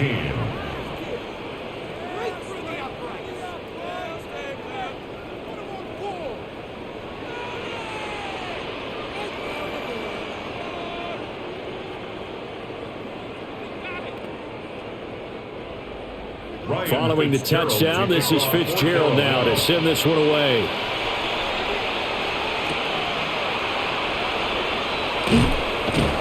And he'll be tackled just shy of the 25. The Tampa Bay offense set to go again.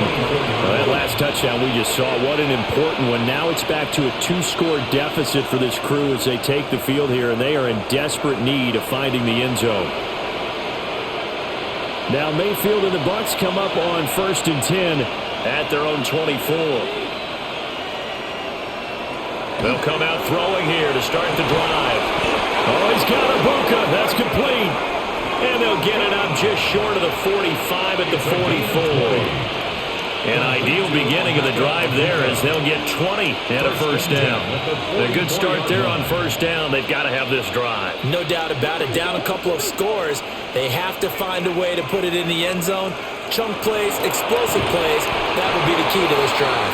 And boy, this defense again really making things tough on him as they stop him for no gain.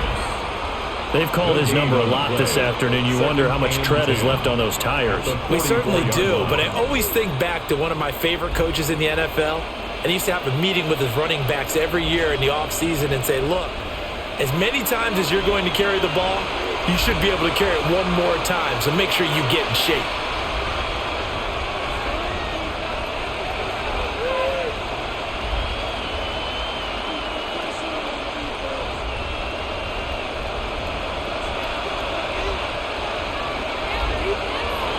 Mayfield to throw it. Looking middle, and he finds McMillan. Short play like that in this situation this late, that's a win for the defense. No doubt. I remember something Coach Madden used to talk about all the time. Sometimes you can't just take what the defense gives you. You have to take what you need. And in this case, the offense is taking what the defense is giving them, not what they need. Now Mayfield. And this is intercepted, and that should do it. Picked off by Trayvon Merrick. And it's a terrific return here as he's going to have him set up with a 1st and goal right at about the 6-yard line. And Young's going to throw it here. To the end zone, but it's incomplete. That was a touchdown if he could have hung on. Instead, it was a well-timed collision to jar that one free.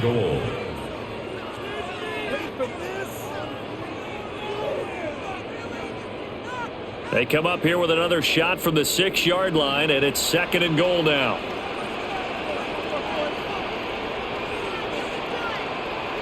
Here's Young. And he is going to go down. Back at the 11-yard line. Now the Bucs going to use the first of their timeouts as they'll head to the sideline and talk over what to do next.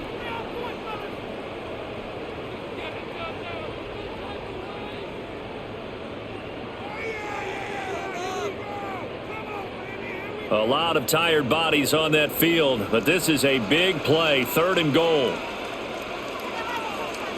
Now Young. And this pass broken up. Excellent coverage there on 3rd down, as that was not an easy one to hold on to. As soon as he leaked out and began his route, someone on the defensive side broke with him and arrived just in time to separate him from another reception. So here we go. Maybe the biggest kick of the game forthcoming from 28 yards out. And his kick is right there. It's good. But now there is a penalty marker on the field, so let's see what this is about. Well, they're down here in the 4th, and that personal foul penalty is not going to help. No, in these types of situations, players will tell you that's extra intensity. From where we sit, it's actually frustration, not a good play.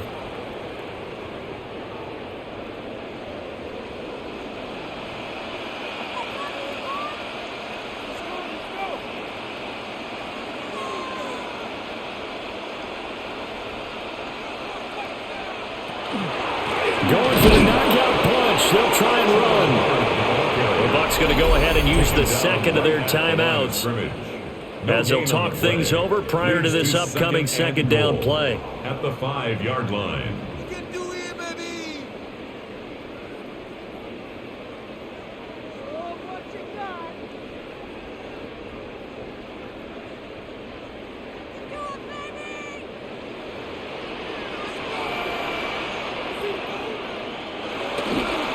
Dillon up the middle. And the second wave of tacklers is going to get him as they stop him behind the line. The Bucs forced to use their third and final timeout as they get the stoppage with 65 seconds remaining.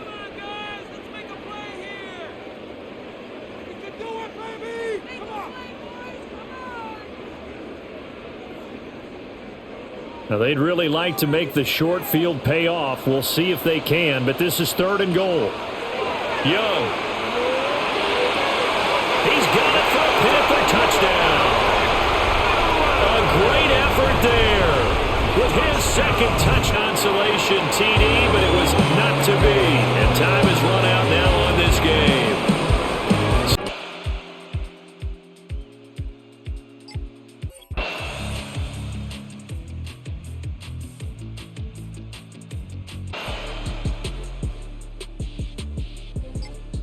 Get back to running the football, high percentage throws. Find the guys that eat pressure and make plays for you and make sure they touch it. They start on the ground with Robinson here. That's to about the 28. Second down coming up. I'm sure that's going to be the formula. Just keep the ball on the ground. Keep that clock moving. And when you have the lead this late in the game, above all, stay in bounds. Yes, take care of the football. Yes, gain yardage, but stay in bounds and let that clock tick.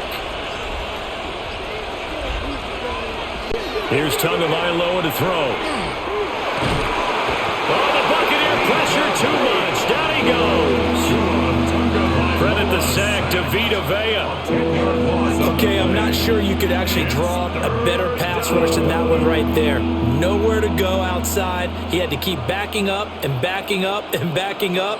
Eventually dropped for a huge loss. And this offense on 3rd down today, they've been really good, converting 7 of their 10 tries. This is 3rd and 17. Tua going to throw. Short throw caught by Pitts. And he'll be brought down at the 28, and that is well short of first. They do get 10 back, but still a ways to go on 4th. I hate to surrender the football when you're nursing a slim lead, but they're going to have to punt it away. Trust that defense. It's the right play at this stage of the game as well. You don't need to press it here because you do have that little bit of a cushion, and you count on your D to make it stand up. The call for a fair catch, and it's made at about the 23-yard line. So a change of possession here on the punt. And out will come the offense as they take over.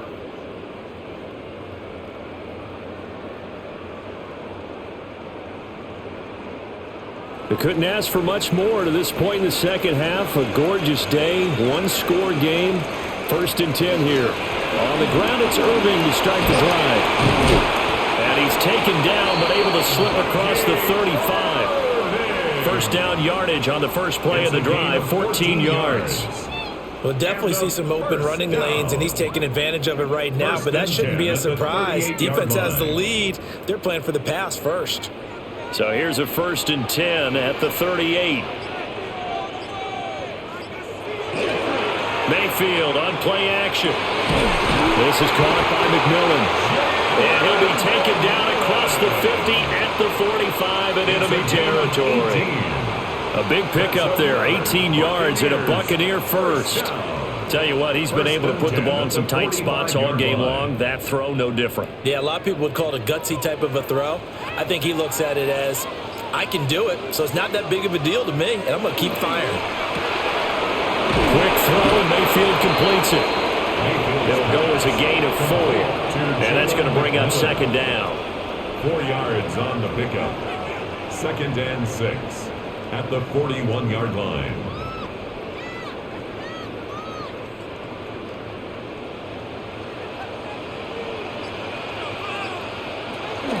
Straight ahead, it's Irving. Call it a gain of a yard, and it's going to bring up 3rd and 5. Seems pretty obvious defensively a key was stopping the run game. How have they done it so successfully? To me, it seems that these guys really did a nice job of paying attention during the scouting report meeting. And you know, Brandon, when they do those, they talk about the top plays that these guys like to run. The best runs for the top running back, those are the ones you focus on and want to take away. And they've done that pretty successfully in this game. That's caught. It's a rookie from Oregon. And that's going to be good for another first down as the tackle's made at the Falcons' 22-yard line. I love the drive they're working on here because they know they can take the lead with a touchdown. And so far on this drive, so good. They've moved the ball down the field with very little resistance defensively. But they better be prepared for some adjustments to come their way now. Now again, Irving running right. And he's going to be met at the line of scrimmage and taken down. Brought down by Zach Harrison. And the trend continues here in the fourth like it was in the first, second, and third. He's had nowhere to run. And you're probably thinking to yourself, why do they keep feeding him the football? Well, they trust him first and foremost. They do believe that over time he might actually pop one of these runs. The bottom line is he takes care of the ball well for them, so they keep handing it to him. And he will reach the 8-yard line before going out. It's a gain of 14 Second catch for him today, and it'll wind up a first down. He's certainly done a nice job spreading the field on this drive, and here he finds his big tight end for good yardage. And that's what you have to do. Keep defenses guessing about where you're going to go with the football. A run up the middle with Irving. Looking for a seam, but finding none. He'll get back to the line of scrimmage, and that's it. Now we're going to get a timeout. Appears we've got an injured Buccaneer. Well, now they're going to come out and take a look at this injury, and we'll be back in a moment.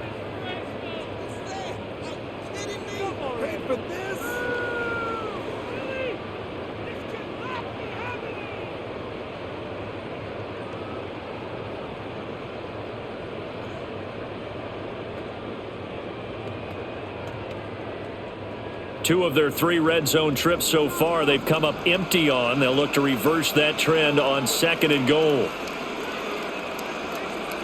Mayfield to the right side, hauled in by McMillan. Only 3 yards there on the completion. That'll lead to a 3rd and goal. They like going to him in the slot. He catches another one. I think this comes under the heading of until they stop him, why not go back to him? He has something going really well. Great working relationship with the guy throwing the ball, and they keep making the connection.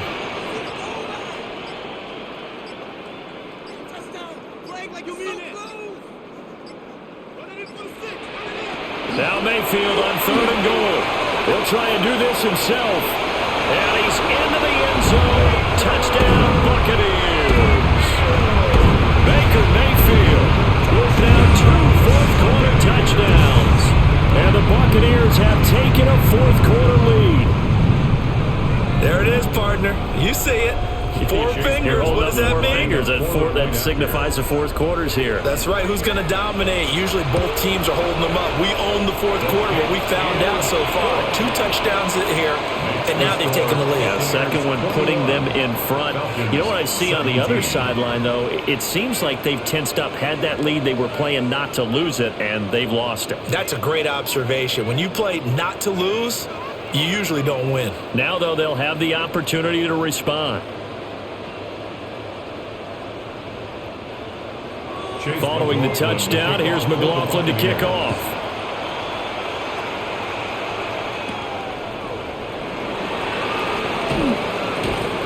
And able to get this out to the 25.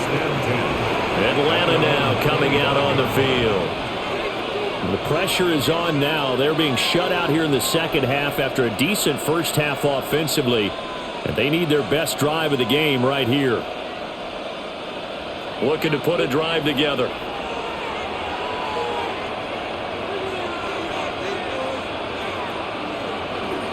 He'll get it to Robinson to begin the drive. And maybe a measure of revenge there. He's had his way in this one, but this time they get him behind the line. It's a loss of 4 there, bringing up 2nd down. Oh, partner, that play brought back memories. Watching them string it out, letting the runner get all the way to the sideline area, but not letting him get out of bounds. They formed that picket fence and didn't allow him through. Not only that, got him for a loss as well here. And one of the reasons they lead in the 4th quarter, plays like that. Yeah, took a little more time off the clock, making him do it that way, didn't it? And wind up with positive yardage. It's a gain of 3, but now it's 3rd down. Right where this set of downs started, they need a full 10 here to pick up the first down and move the chains. Going to the air, Tagovailoa. He's going to drop this underneath for Robinson. And he's going to be brought down short of the first at about the 31-yard line. That one good for only 6, and it leaves him with a 4th down. How about that strategy there, Brandon? 3rd down. They just said, we've got faith in our tacklers. We'll give you the short stuff, and just decided to protect the sticks. So every time I hear fans telling me tackling's not a part of the game anymore, plays like that, I can clip and save and show them you have to tackle well if you want to be a good defense. A 40-yard punt, no return, and they will take over 1st and 10. Back now comes Tampa Bay. Their defense got the stop, forced the punt, and now you really start to monitor the clock as they nurse this slim lead.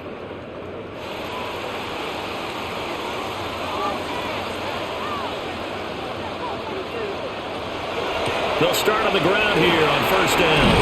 And they're able to get this one across the 35. Solid way to start the drive. 13 yards, picking up the 1st. This defense, Charles, they have unraveled here in the 4th. In a sense, it's like they're being pressed like in a basketball game, and they just can't get the ball over half court. I mean, no matter what they do, they can't get off the field. They can't slow them down. They're just going up and down the field against them. Yeah, unraveling would be a perfect word for them. They'll work his way up the middle for a gain of about 4, 2nd down. Now, I'm guessing you'd say this is kind of the key here. Grind out some yardage, work on that clock, see if you can continue to tick it down. Definitely. You want to bleed things out at this point, right? Continue to possess the football, gain some yardage, and put the onus on the defense. Do they have to use timeouts? What are they going to do to stop you? You're taking charge. He's got his receiver. That's Ibuka. Only able to gain a couple there. And now we've got a 3rd and 4. On the play. Brings up 3rd and 4.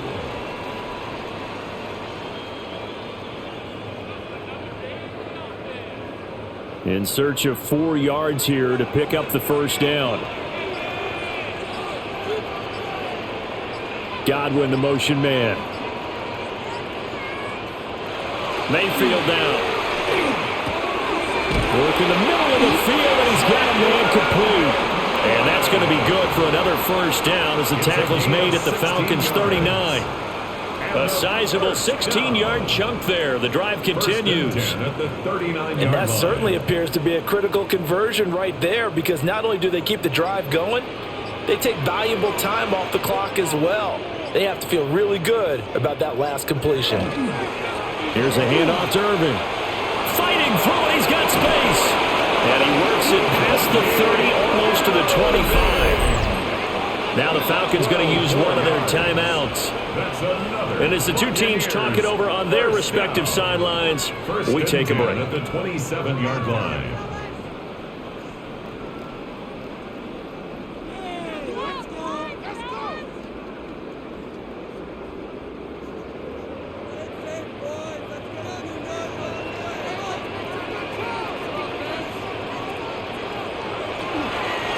Once again, it's Irvin. And he's able to motor his way down to the 16-yard line. The Falcons going to use the second of their timeouts. And as the two teams talk it over on their respective sidelines, we take a break. At the 16-yard line.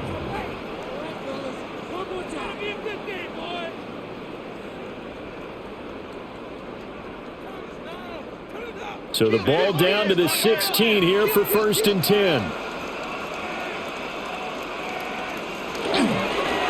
On the handoff, this is Irvin. Falcons going to use their third and final timeout. And as the two teams talk it over on their respective sidelines, we take a break. And 10 at the 16-yard line.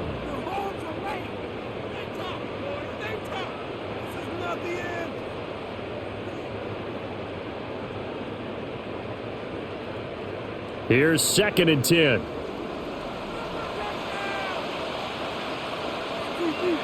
They'll try to throw here. Mayfield. And he's got his man in stride, complete. And the Buccaneers are going to be set up with a 1st and goal coming up as they get him down at the 6-yard line. This is something you got to be wary of defensively. I mean, just because they're in the mode of trying to burn some clock doesn't mean they won't pass it, and they got good yardage out of that one. Yeah, and really, when you're looking at it, now they've got a fresh set of downs. Look for second down. If they want to take another shot and try and loosen things up, that'd be the time to do it. Looking end zone, but it's incomplete.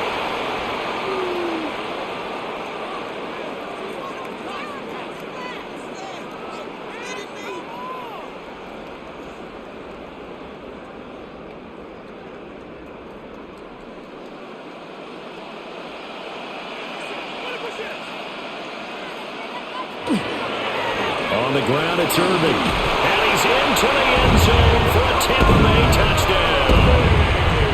Bucky Irving, offense. But here in the final 2 minutes of the game, this will be blown dead. Only the fumbler can advance the field.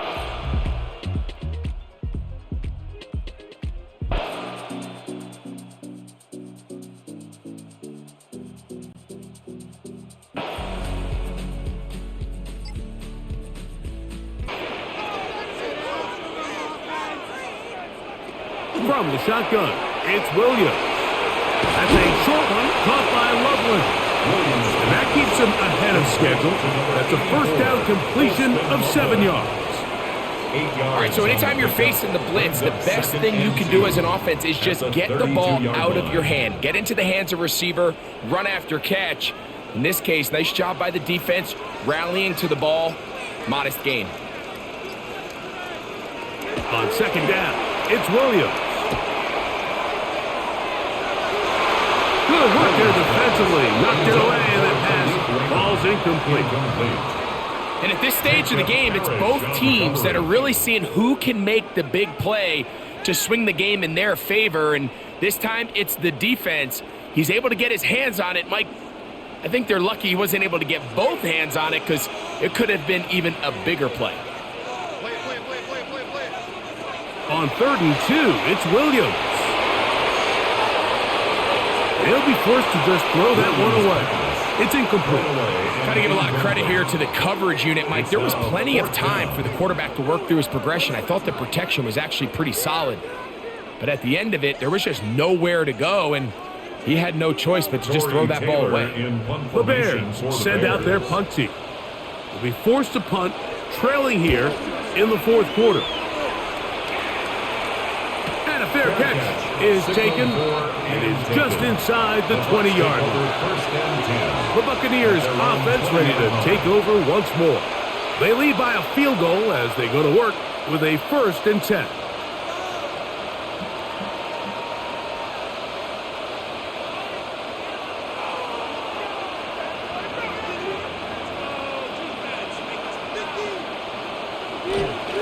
Baker gonna give it to Irving.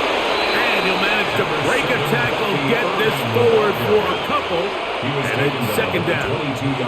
Nice job by the running back making the first guy miss, but it's the pursuit by the entire defense. Even though he doesn't get him down on his first try, the rest of his guys are all rallying to the ball, and they bring him down for a short gain. They go play action with Mayfield. And a good job rallying to the football, holding just a gain of a yard and sets up 3rd down.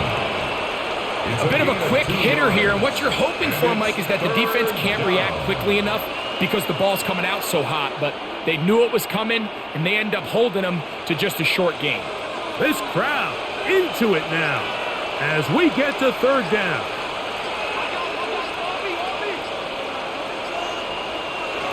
Out of the shotgun, Mayfield. He's got a man. That's the tight end, Upton. And he's going to have the first down taken down after a short pickup of 5, but it will keep the drive going. And at this stage of the game, every first down gets them one step closer to being able to finish this one out. This defense has to find a way to get off the field. They have to get the ball back to their offense to give them a chance. Not much there, maybe a yard. He's tackled at the 32-yard line. 2 yards on the pickup. It's 2nd and 8.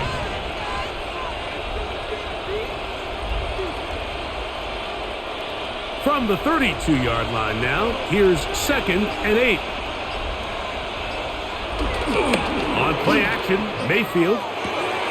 Off-balance throw. It's complete. And he's going to be out of bounds just beyond midfield. Going to stop this here for injury. One of the Buccaneers is down. Athletic training staff looking at him, so we'll step aside.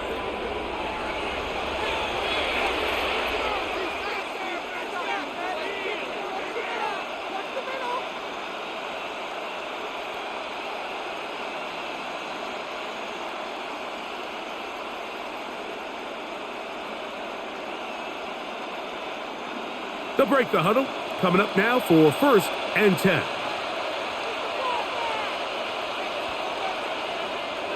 Off the play fake. It's Mayfield. Short pass taken in by the tight end.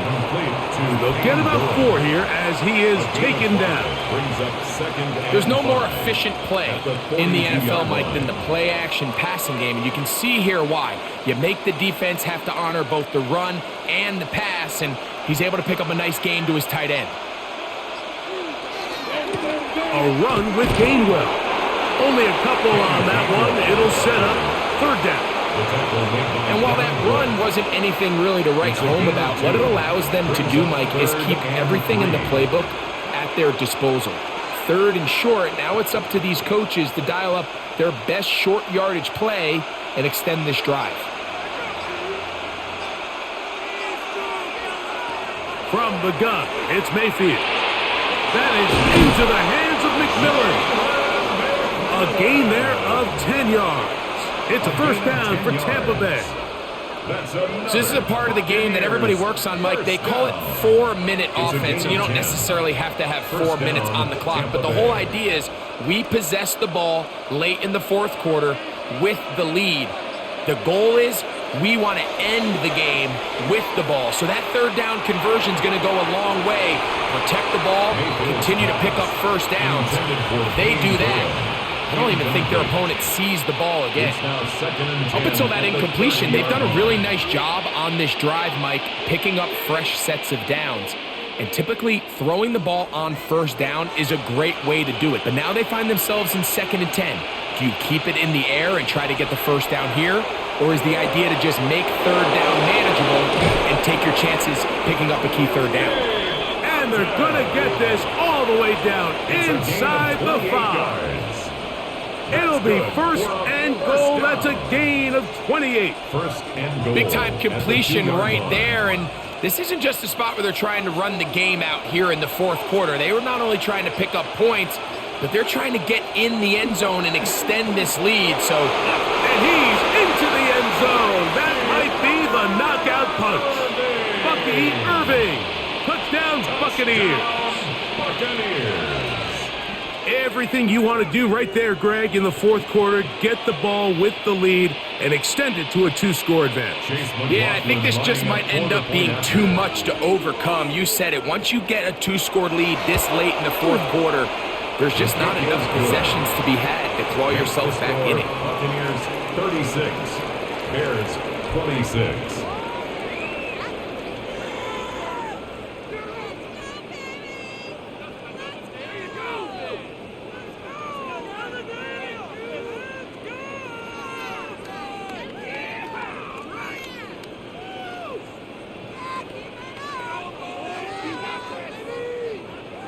Here's McLaughlin now, after the score. He'll kick this one away. Raymond now to return it. Wow. And a solid run back there. He'll get this out past the 30-yard line. The Bears offense starting to trot out for this next possession. They'll do so with 1st and 10.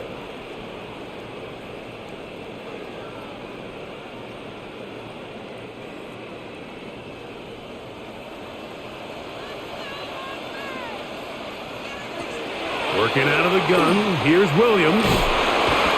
Pressure gets there, and down he goes. Vita Vea getting in there to drop him. It'll be a loss of 7 to start this drive. This is what you don't want to see out of your quarterback. As that pocket starts to collapse, the good ones, they can keep their eyes downfield and feel the rush. They don't need to see the rush. Here, his eyes go down. He starts moving around the pocket. nowhere to go with the ball, and they bring him down for a sack. As a route runner, once you identify zone coverage like they were playing here, the key is find open space and stay in it. He did a nice job here because that was not a big hole. The quarterback had to put a little extra on that one, and they were able to make the completion.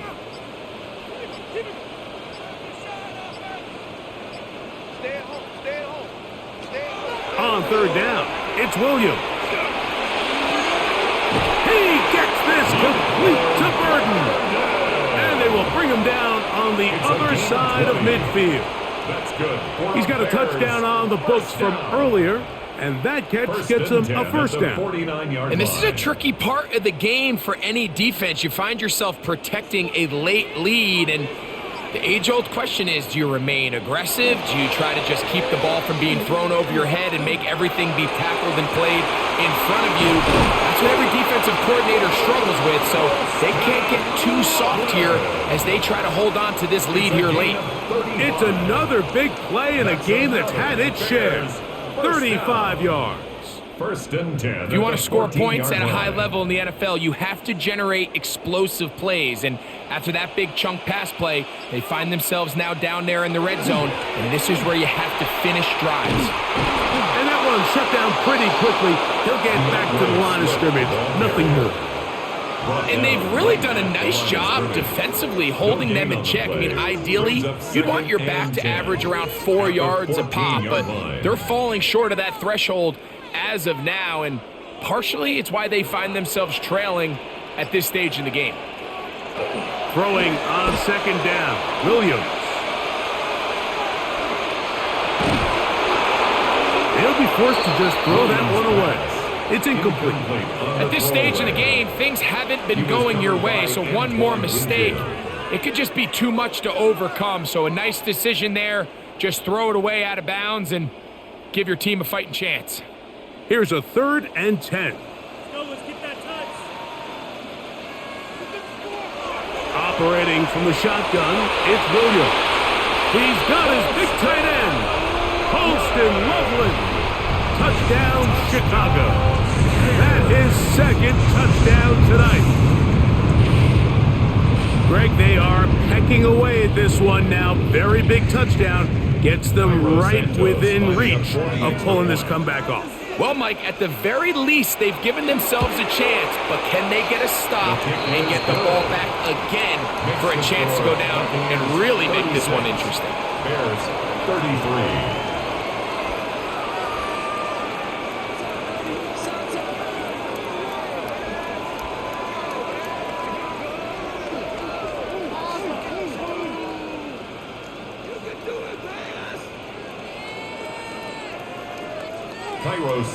So they've cut into the lead, now just a field goal behind as they kick it off. Johnson now to return. He'll get this up to the 28-yard line. Nice place for the drive to start. Here's the Tampa Bay offense. They're going to take over once more. They'll try to establish some tempo as they start this one with 1st and 10.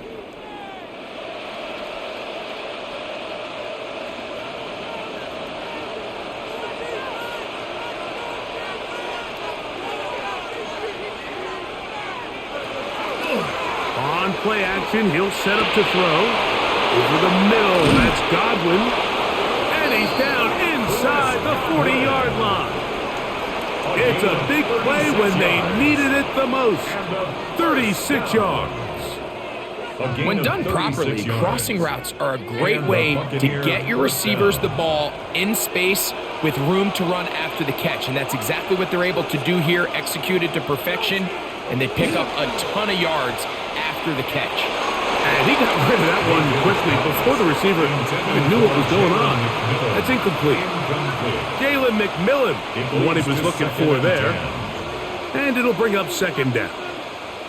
A rare miss for a quarterback that we've seen really come out on fire throughout this entire contest. I mean, his completion percentage, Mike, is well above league average, and frankly, it's really the biggest reason why they find themselves out front. Little short pass here, caught by his tight end, and he can't get away. They rally to the football defensively, bring him down for no gain. Really well done here by the defense, Mike, executing this zone defense, and they've got to be able to pattern read. You're not just going to drop back to a spot and just play like a robot. Based on what the receivers do off the line, the defenders have different rules of where their zones move to. Well, they had that one dialed in right from the jump, and they were able to stop that play really before it got started. Get this complete right side to Otten. 17 yards on that play. Good for a Buccaneers first down. That's good. A lot could go wrong anytime you decide to put the ball in the air here late in the fourth quarter as you're trying to run out the clock and protect this lead. But at the same time, I like that they haven't gone super conservative, just handoff right, handoff left, and it just turns into tackling practice. So I like the balance of making the defense defend everything, because right now, possess the ball, protect the ball, and ultimately just run the clock out.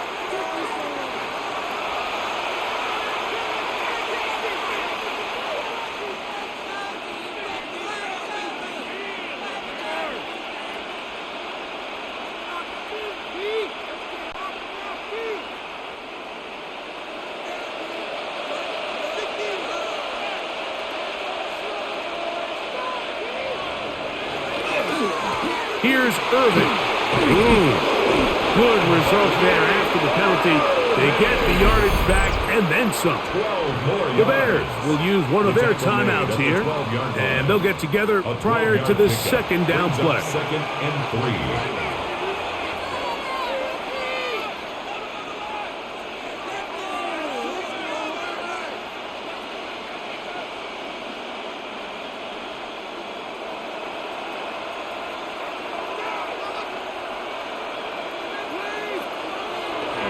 Right back to Irving. And the left first and goal. He is down inside the 10-yard line. That's a second charge timeout to Chicago. They'll be disappointed there after giving up the first down. First and goal, Tampa Bay.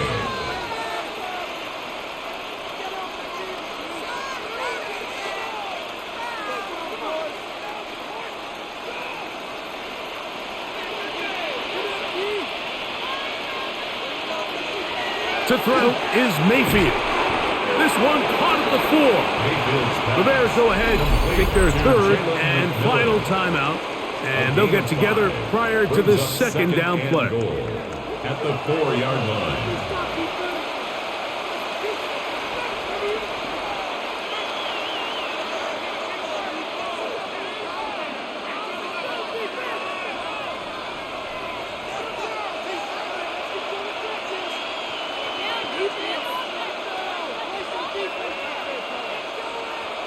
Now Mayfield. And he's into the end zone yet again.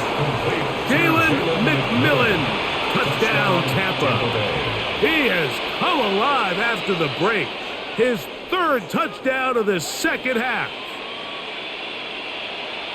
And that is the hat trick. What a game. His third touchdown reception of this one. And nothing they've done to slow him down has worked, Mike. This defense, they're throwing multiple guys at him. They're playing man, they're playing zone. It doesn't matter. This guy is having his way, and he's having a day.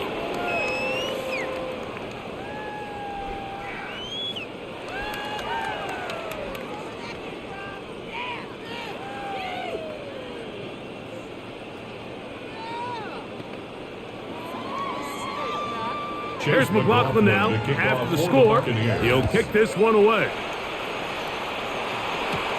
Raymond now to return it.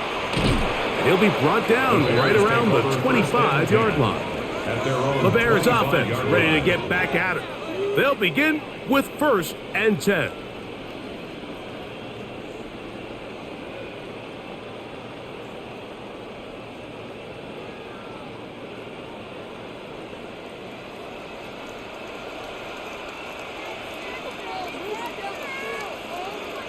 To throw, it's Williams.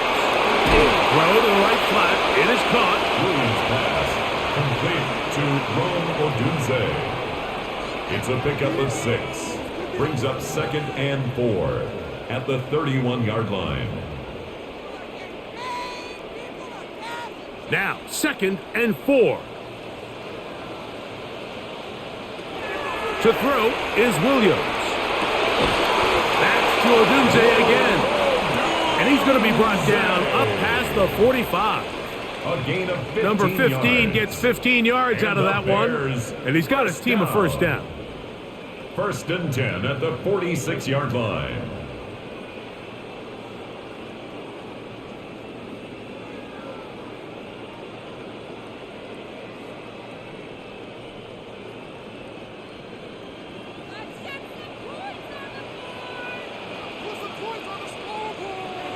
They'll drop to throw. This one broken up. It's incomplete. The defender right there with him. It brings up 2nd down. Brings up 2nd and This is one of those situations that plays directly into the hands of the defense because think, Mike, they know this offense has to be one-dimensional. This has to be a pass. So what do? They bring in extra defensive backs. They clog up the back end. And at the end of the day, there's just nowhere for the offense to go with the ball. And he's going to be dropped after a pickup of about 5. complete to Khalif. Defense does a nice job here initially using zone coverage to take away the middle of the field. That's the most valuable real estate in football. Quarterback gets off his first read, sees some openings to the sideline, and him and his receiver are able to connect. 3rd and short yardage. Here's Williams. And he'll be taken down, but good enough to keep this drive going. It's a first down. These curl routes, he's been running these routes since he was a young kid in Pop Warner football, and I like to call it pulling the string. You've got the defender thinking you're going downfield, and you stick that foot in the ground, work back to the quarterback, friendly to the ball, and really nice job picking up the first down. And he's close to another first down. He's brought down just shy of the marker. Similar to a tight end, the slot receiver is often considered the safety blanket. He makes all the difficult catches, tends to be a little bit more around the line of scrimmage, and so far today, he's certainly lived up to that reputation. They try to throw again. Here's Williams. Along the sideline, a nice catch. The feet in. It's a short gain, but it'll move the chains. A first down. This is why the timing of these routes is so critical. If that ball is thrown a little bit later, he's unable to keep his feet in bounds, but instead the quarterback is on time and accurate, and the receiver does a nice job not only securing the catch, but ensuring that both feet remain in bounds. He's got it inside the 5. And he's going to be taken down. That is a gain of 22, and it sets up first down and goal. The defender has to do a better job here, Mike, of getting depth. He wants to elevate that ball to give his secondary defender a chance to make a play.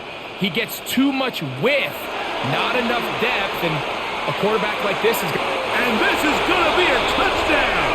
Hold everything. They are not done yet.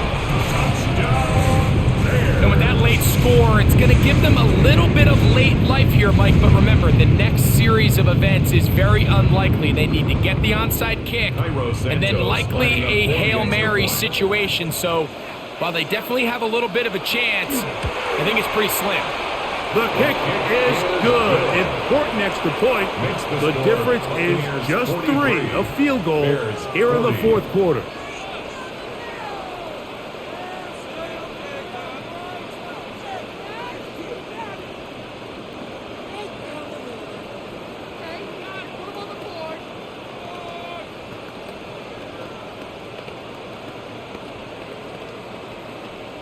In need of a recovery and a quick field goal. Here comes the onside kick. And he'll be taken down. No timeouts left for the defense. That should do it. The Buccaneers offense makes their way back out to the field for their next possession. And they've got this one in hand. No timeouts. So just one kneel down and then time to shake hands.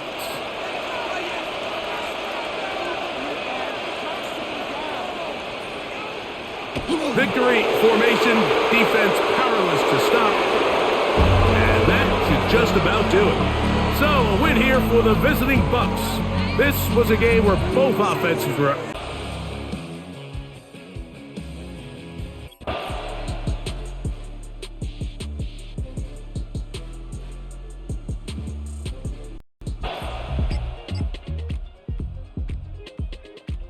Often is reserved for fourth down.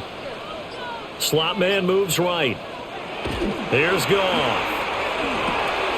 Got his man. It's Dortch. This will be a gain of about 8 to the 27-yard line. It's a gain of 9. Nothing fancy on first down, but a very consistent type of a play. Hit that slant. A lot of people call it an extension of the running game, and it can be if that pass is completed, because you hit a guy on the run like that, he often can go for big yardage. Sets him up nicely for second down, staying ahead of schedule. Straight ahead with Gibbs here. And he'll get to the 29-yard line right down there. 2 yards on the pickup, but that's all they needed to move the sticks. Well, it is our business to analyze what we saw out there, and on that play, I saw defense staying in base, not taking a chance, not blitzing in a situation where they absolutely need the football back.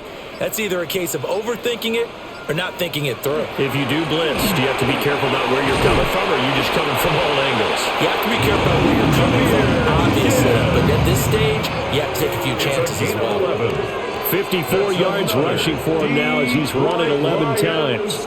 This has been a tremendous drive to this point, and this is all you want, playing with a lead in the fourth quarter. If you can keep the ball on the ground, keep the sticks moving, you're going to be in good shape to finish this one off. On first and 10, here's Gibbs. And he takes it past the 45 and down at the 46. It's a 6-yard pickup, and it gets him to second and 4. If you can keep getting gains like that, Charles, with the lead here in the fourth quarter, I mean, keep running it, right? No doubt about it, but what the offense coordinator has to do is understand. They're going to continue to stack the line of scrimmage. What runs do you have in your arsenal that'll work against a stacked box and continue to move the ball? They'll go again with Gibbs. They'll be taken down at the 48 for a pickup of 2 yards. And the big fella stuffed that one up in a big way. I think doubling him has to be a priority because you can't move up to the next level if you don't take care of him first. The offense on third down, not quite 50%, 4 for 9. This time they face a 3rd and 2. Gibbs will try and pick it up. And he won't be close to a first down as he runs into a wall right around the line of scrimmage. No gain on the play there, and it'll bring up 4th down. It's 4th down.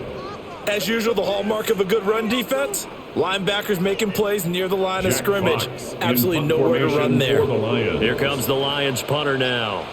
He's been terrific so far. Averaging 50 yards a boot so far as this one's away. And he couldn't get it to check up. That kicks all the way into the end zone for a touchback. And Tampa Bay trots out there now. Their defense was able to force the punt. That's the good news. But this is still a 2-score game, and they need points on this drive and in a relatively quick manner. Now Mayfield and the Bucs come up on 1st and 10 at their own 20-yard line. They'll try and start this drive in the air. Over the middle, he finds Godwin complete. And he's going to get a solid gain of 9 before being brought down. 2nd and right at a yard. This possession means so much for them. They've got to focus on this drive and find a way to make this a one-possession game. Got to get a score. Yeah, so good with a field goal. Don't necessarily need a touchdown. Up at the 29 now, they'll head to the line. 2nd and a yard. Here's Mayfield. This is caught by McMillan. And they get him down, but not before he takes it across the 40-yard line. They call his number again. It's his 6th catch and a first down. This defense has certainly had an outstanding second half, haven't they? I know they just gave up the first down there, and for the offense, they're hoping that that's something that they can jumpstart with and maybe start to move the ball a little bit better. But it's been tough sledding for them here the entire second half. Got his man. It's Gainwell. They'll go for a gain of 7, and that'll bring up 2nd down. And at his size, he's a smaller back. You can get him to football. He can kind of get lost, make someone miss. It's good for him. Yeah, it's great for him. I like what you said there. Sometimes he gets lost in the traffic a little bit, but get him out in the open field into some space. That plays to his strengths the best and keeps him out of it where all the big boys are, you know, make someone miss in the open field.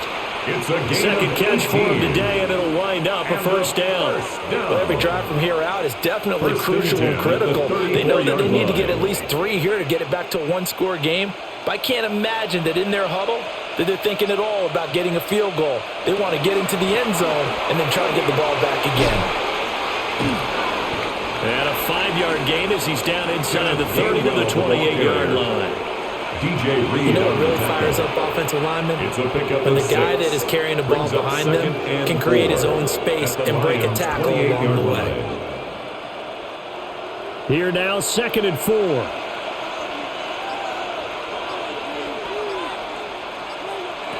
Mayfield looks to throw. And this one incomplete. Too much contact to hold on to that one, and it's 3rd down. He already came through for them on this drive. No surprise that they were hoping he could do it again. Yards to go. Here's the 7th play of this drive. This is 3rd and 4. Throwing, Mayfield. And the throw there going to be incomplete.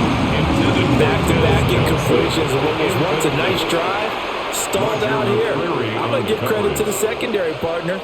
Never gave up as they gave up a few yards, and they came through on that play to deny that pass and force the foot down. On for the field goal. A 45-yard attempt. And this one is right down the middle. And they're back within a touchdown at 17-10. All right, so they needed 2 scores to get back in the game. The field goal there, maybe not exactly what they wanted, but the necessary first step. There's still time remaining, and there's enough time to get it done. They've got to get at the least a 3-and-out here to get the ball back, preferably a takeaway. After the made field goal, here's McLaughlin back out there to kick it away.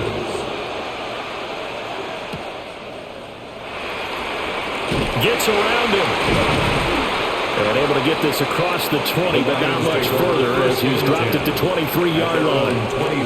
And Detroit back in possession of the football.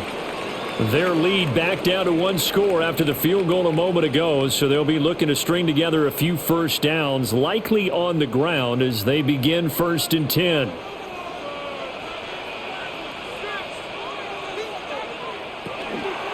And they start things off with a carry by Gibbs here. And he's brought down, getting this one to about the 35. 74 yards on the ground for him now as he's done that on 15 carries. At carries like that, that's how they're going to continue to salt this thing away here, Charles, in the 4th quarter. Yeah, how about that? A new set of downs. Clock continues to move. No better way to close out a game than to tap those mastodons you have up front and say, guys, keep pounding them. Let's keep the ball, keep their offense on the sidelines, and let's close this one out. And he'll be stopped right at midfield. A gain of 15 yards for the Lions there on a first down. And it's a real luxury when you have a guy who can turn a short throw into a solid gain at any moment. Once he caught that ball, he ID'd where the open grass was and got there in a hurry to pick up a new set of downs for his offense. That pass completed to Dorsch. And they'll get him down as he's inside the 40. 12 more yards there and another first down. Tell you what, he's been able to put the ball in some tight spots all game long. That throw, no different. Yeah, a lot of people would call it a gutsy type of a throw. I think he looks at it as, I can do it, so it's not that big of a deal to me, and I'm going to keep firing. Play action. It's gone. That is caught by Laporta. And they move this all the way down to the 9. That one nearly 30 yards, 29 officially. These guys certainly are not hiding what their intention is. They're absolutely showing it. They're definitely not going to sit on this lead here in the 4th quarter. So 1st and goal, 6 points here would go a long way toward wrapping this one up. Throwing again is gone. Over the middle, it's complete.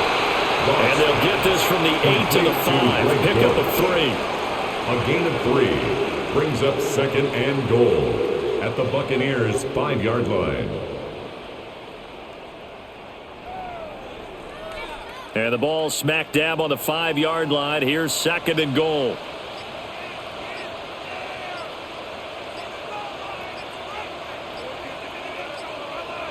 Now it's gone. On the RPO, he'll keep it himself. And he takes this one in for a Lions touchdown. So this one's over. It's a win for the Detroit Lions. And we talk so much about the turnover battle, determining who wins, who loses.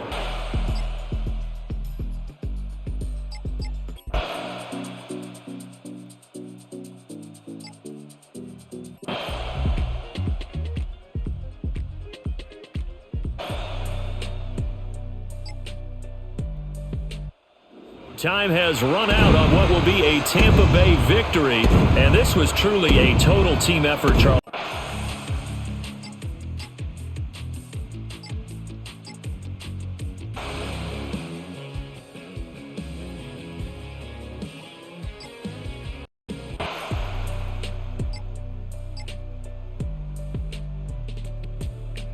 Eighth play of the drive.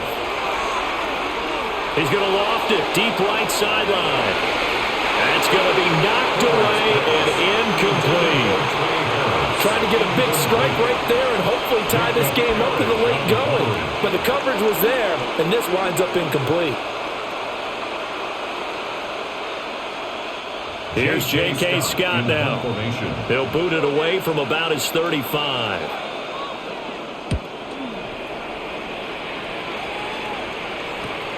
Johnson on the return. 35 yards that time on the punt. And the Bucs will get ready to go on offense. And Tampa Bay trots out there now.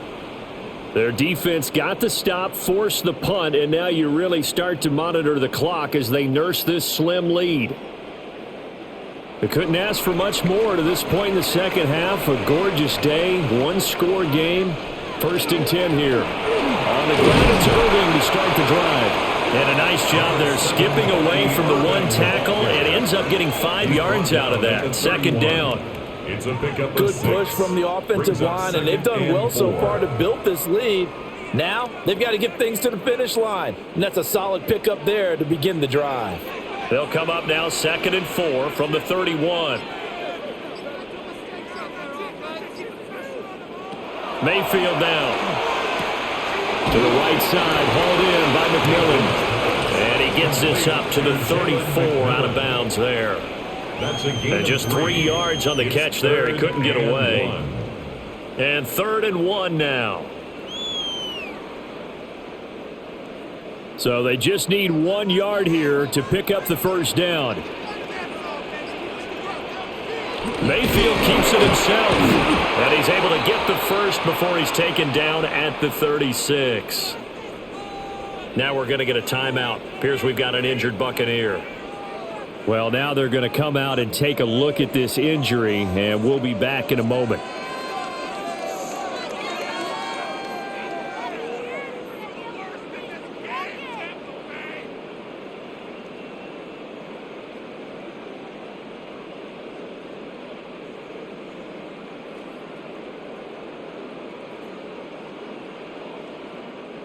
So from the 36 now, 1st and 10. Now Mayfield. It's a short one here, complete to the tight end. And he's going to be out of bounds right at midfield. 14 yards there and a Buccaneer 1st down. I like how they worked the tight end on a nice little under route there. And if you're going to give him that much space, he's not even going to catch the football. He's going to run away from you a little bit, and that's exactly what he just did there, picking up extra yardage.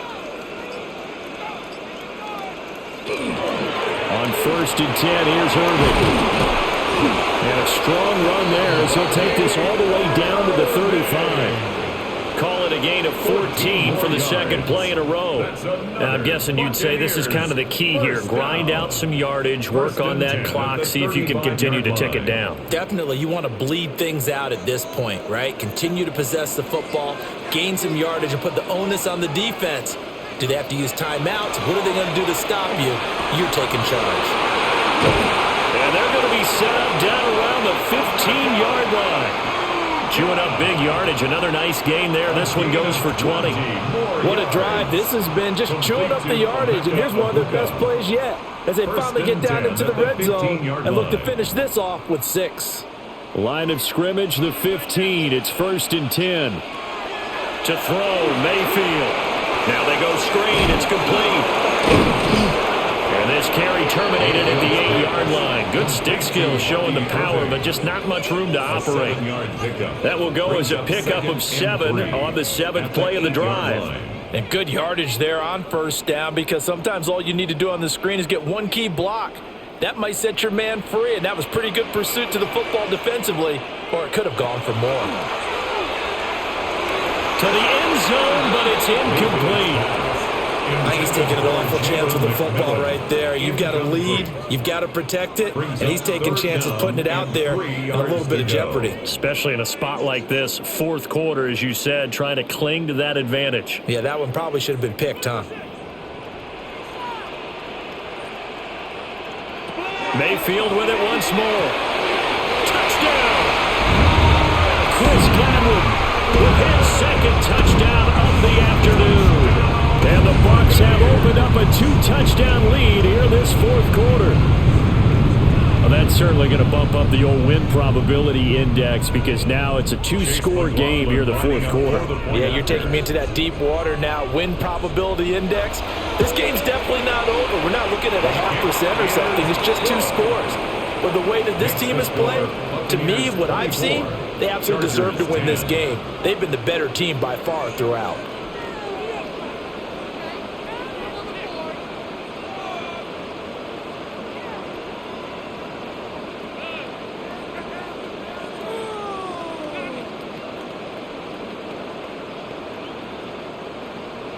Following the touchdown, here's McLaughlin to kick off.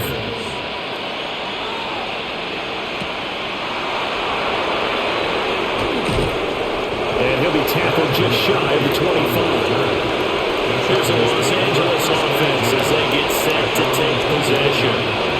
See if they can put this drive in the end zone, Charles, because it's been a little bit of a rough go at times. They've had to punt the football a ton in this ball game because of stalled-out drives. So are you saying that you're kind of tired of seeing the punter run out there and do his thing during this game? Is that what you're trying to say? Well, I mean, I'm okay with it. I have a feeling that this offense, they don't want to see the punter again. And frankly, the punter doesn't want to run out there anymore himself. He would love to see his offense put together a drive and give his leg a rest. One thing I think that's safe to say defensively, the tackling's been really good. And because of that, it's been very, very hard for them to move the ball, because you're not getting the benefits of run after catch. You're tackling them almost on the spot. That means you have to run extra plays, harder to move it. Over the middle and caught by McConkey. And he's upended at the 33, following a good pickup of 8. Good throw, good catch, but I really like the route. The drag and being able to run away from defenders, hard to stick with them for that long. Yeah, better against man than zone, or? Better against man, because now you're running away from someone and you're not running into a defensive player in another zone. And he is going to have the Chargers first down. At least it would appear that way. He didn't get it by much, but yes, they do get the conversion on 3rd and 1. Well, they pick it up on 3rd and 1 on the quarterback sneak, and that's not easily done because there are extra bodies in there on the defensive side, and they're moving forward at the snap. Yeah, I was certainly expecting a handoff, weren't you? Yeah, I totally was. I thought they'd go with it back, maybe try and get a lead blocker in front. But as you talk about in different games, those guys with confidence in their offensive line, they just want to move forward and get it. Yeah, they really needed to get something going, didn't they? They have punted on the last 2 possessions. The running game starting to come to the front for them, providing a nice pickup there to keep this drive going. So signs of life in what's been a dormant offense in this second half. Here's 1st and 10. On the throw, led him too much that time. It's incomplete.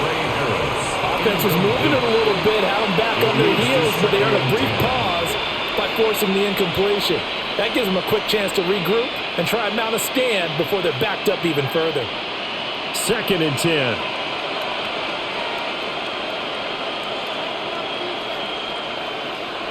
Here's Herbert. Johnston on the quick slant. And this is going to lead to another first down as the tackle's made at the Bucs' 41-yard line. That one good for 13 and a Charger first. Good yardage on the completion there. And when they look at the scoreboard, they do understand a field goal is not going to do them any good. My guess, they're going to press the ball downfield as far as possible, try and throw it into the end zone and get a score, because they know they've got to get that done and get the ball back as quickly as possible. So the completion results there in 9 yards. And they'll have a 2nd and 1 forthcoming. Nothing fancy on first down, but a very consistent type of a play. Hit that slant. A lot of people call it an extension of the running game, and it can be if that pass is completed, because you hit a guy on the run like that, you often can go for big yardage. Sets him up nicely for 2nd down, staying ahead of schedule. And he'll go down at the 28. A gain of 5, good enough for the first down. Now, yes, a 2-possession game, but a good chunk of time on the clock, so they have the ability still there to run it on 2nd and short, but maybe they need to pick it up a bit. You're right. They did pick up the first down there, but as you mentioned, they have to pick up the pace now because it's a 2-possession game. They've got to get there twice to make sure they have a chance to win. And he'll go down here right around the 23-yard line.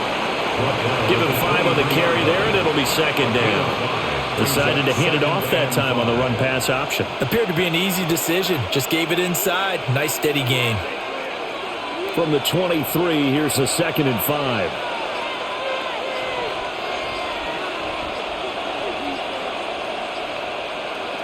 Justin Herbert looking to pass. This is caught. And snapped a few yards shy of the goal line at the 3. 19 yards on the pickup there, and now they'll have it 1st and goal. He's certainly done a nice job spreading the field on this drive, and here he finds his big tight end for good yardage, and that's what you have to do. Keep defenses guessing about where you're going to go with the football. Back to throw here, Herbert, and that is incomplete.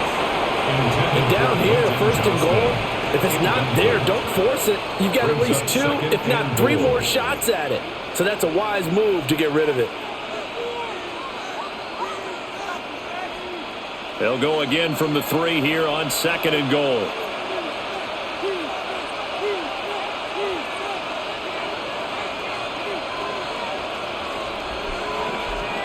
Herbert now. He's got his man. It's caught. Touchdown, Chargers. Trey Harris from 3 yards out. And the Chargers have made it a 1-score game again here in the 4th.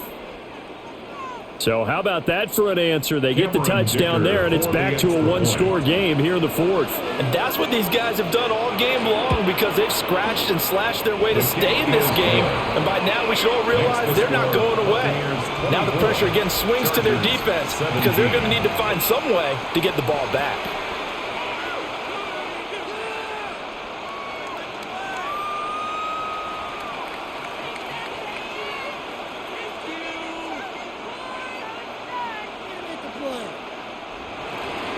Here's Dicker now as he'll send this one away.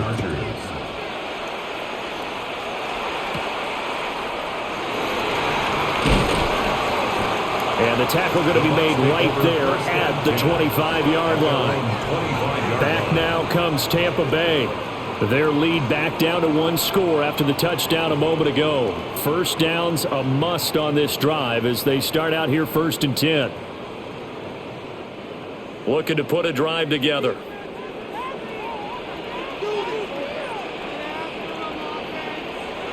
Throwing, Mayfield. And he's going to find his man out of the backfield. That's complete. A gain of 8 there on the play.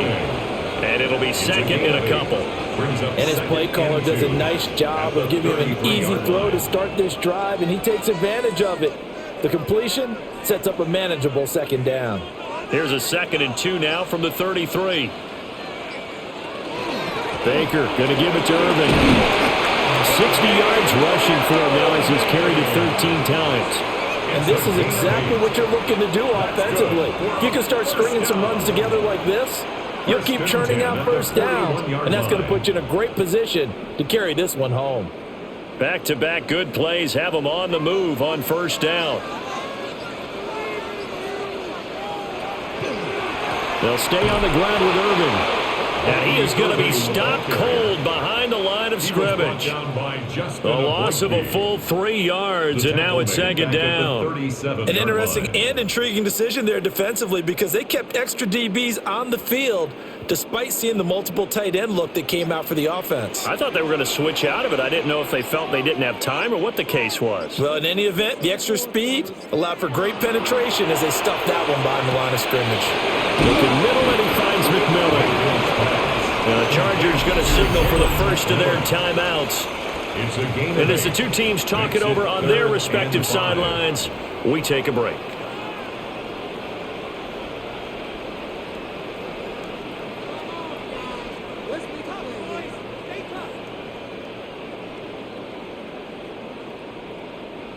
They'll come up facing 3rd and 5.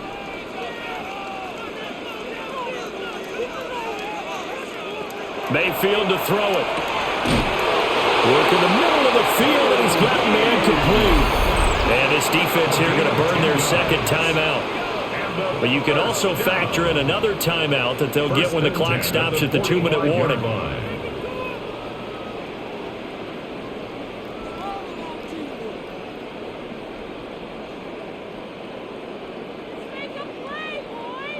Not totally home free yet, but it's looking good as they come up 1st and 10.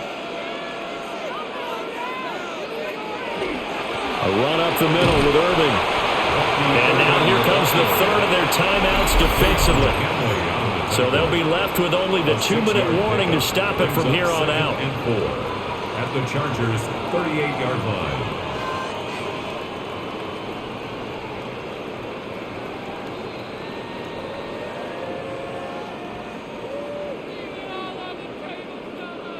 Second down and 4.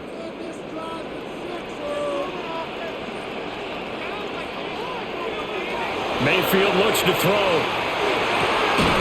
Oh, he's got Ibuka. That's complete. And he's brought to the ground with another first down at the Chargers' 14. These guys certainly are not hiding what their intention is. They're absolutely showing it.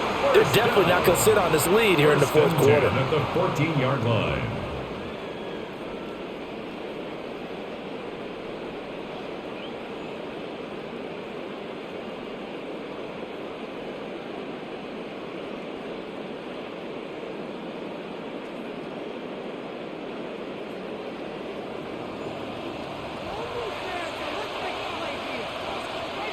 And they will take a knee here.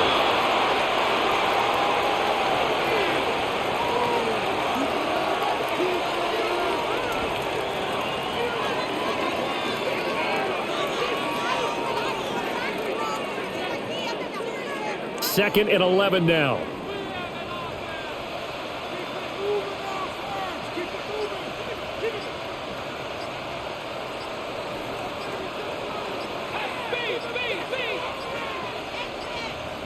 And they just did not get the snap away in time. So that flag will set him back 5 yards.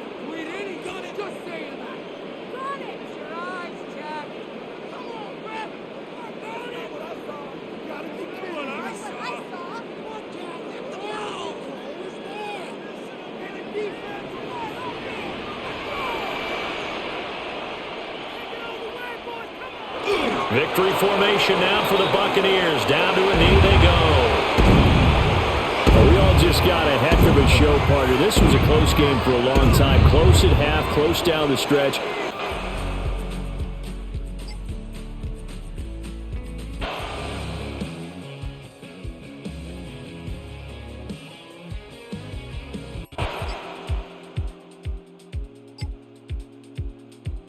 Bounds with no time remaining on the clock.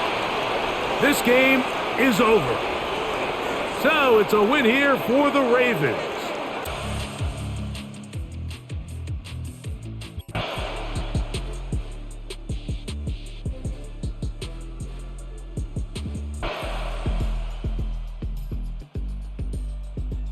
Half a gorgeous day, one-score game. 1st and 10 here. This is caught by McMillan. He'll give him 4 yards there, and it'll be second down. One thing I think that's safe to say defensively, the tackling's been really good. And because of that, it's been very, very hard for them to move the ball because you're not getting the benefits of run after catch. They're tackling them almost on the spot. That means they have to run extra plays, harder to move it. In motion, the tight end. Play fake. Mayfield. They'll find McMillan here.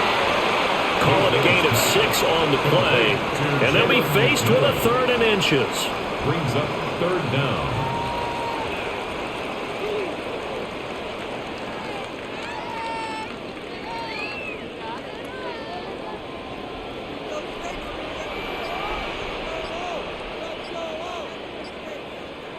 Mayfield going to take it on the sneak. And he's going to have a Bucs first down, at least at first glance, as they'll spot the football just beyond the marker. They find a way to convert on 3rd and inches. I don't know about you, but I like this call. 3rd and inches, and instead of worrying about getting it back to a running back and maybe there's some penetration from the defensive front, just go ahead and take it, move forward, and pick up the first down. And as we say often, it shows confidence in your offensive line. And it's caught. It's Chris Godwin. And he's taken down, but not before reaching the 10-yard line. That'll be marked as a 27-yard pickup. I like the design that we're seeing right there. This is what they need. Down by a touchdown here in the 4th. They just need to keep working their way downfield. And when they see openings, take their shots. Play action now. Here's Mayfield. To the left side, he gets this one to Ibuka. Nice job defensively to hold him to 4, and now it's 2nd and goal. A 4-yard gain brings up 2nd and goal at the 6-yard line.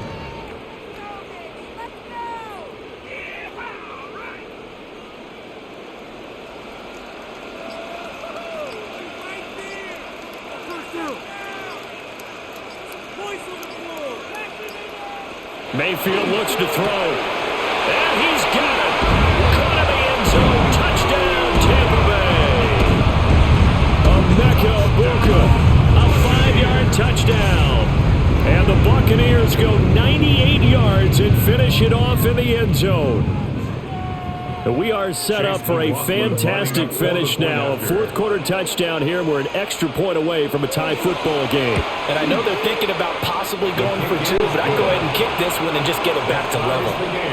Don't forget the extra point. It's up and good. And, partner, we've got a tie game here in the 4th.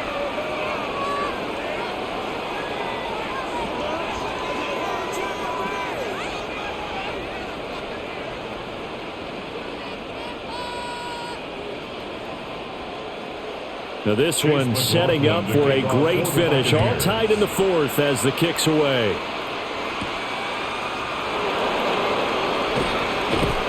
And up to about the 26-yard line, just across the 25. The New Orleans offense set to take over. Well, they just gave up the score to tie it. That's the bad news. The good news, plenty of time in this 4th quarter to try to grab that lead back.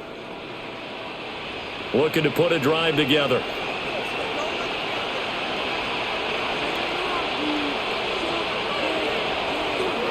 They'll look to ETN to start things out. And he'll be taken down, but not before they reach the 50. 82 yards rushing for him now as he has been tremendous all day long. Another carry for their leader and a good one. It's crunch time. They'll need him to continue to be productive in both the run and passing game in order for them to try and snatch a victory.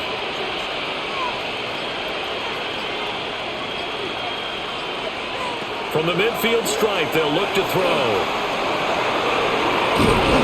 And he is tackled inside the 40, not quite to the 35. Good coverage downfield led to him taking off, picking up the first down on a 13-yard run. From here on, any score could be the winning one, and he is certainly aware of that. Look at the way he locked in on that marker and made a mad scramble to get to it for the first down. Now Shuck. Throwing out right here, caught by Olave. Just a gain of a couple there. And it's 2nd down. 2 yards on the pickup. It's 2nd and 8 at the 34-yard line.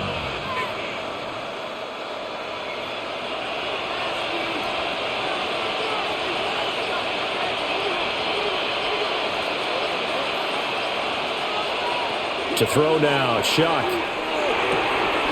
And this is going to be intercepted.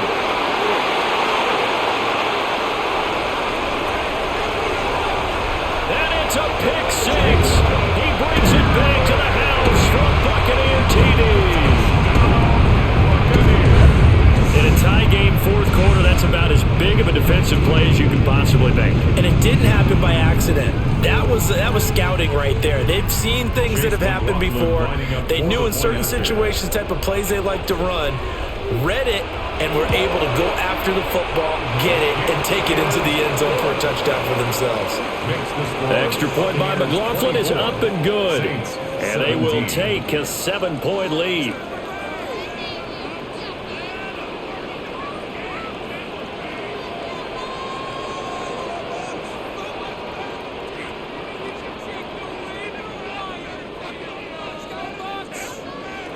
So they throw the pick six. They'll get another shot at it now as this one's in the air.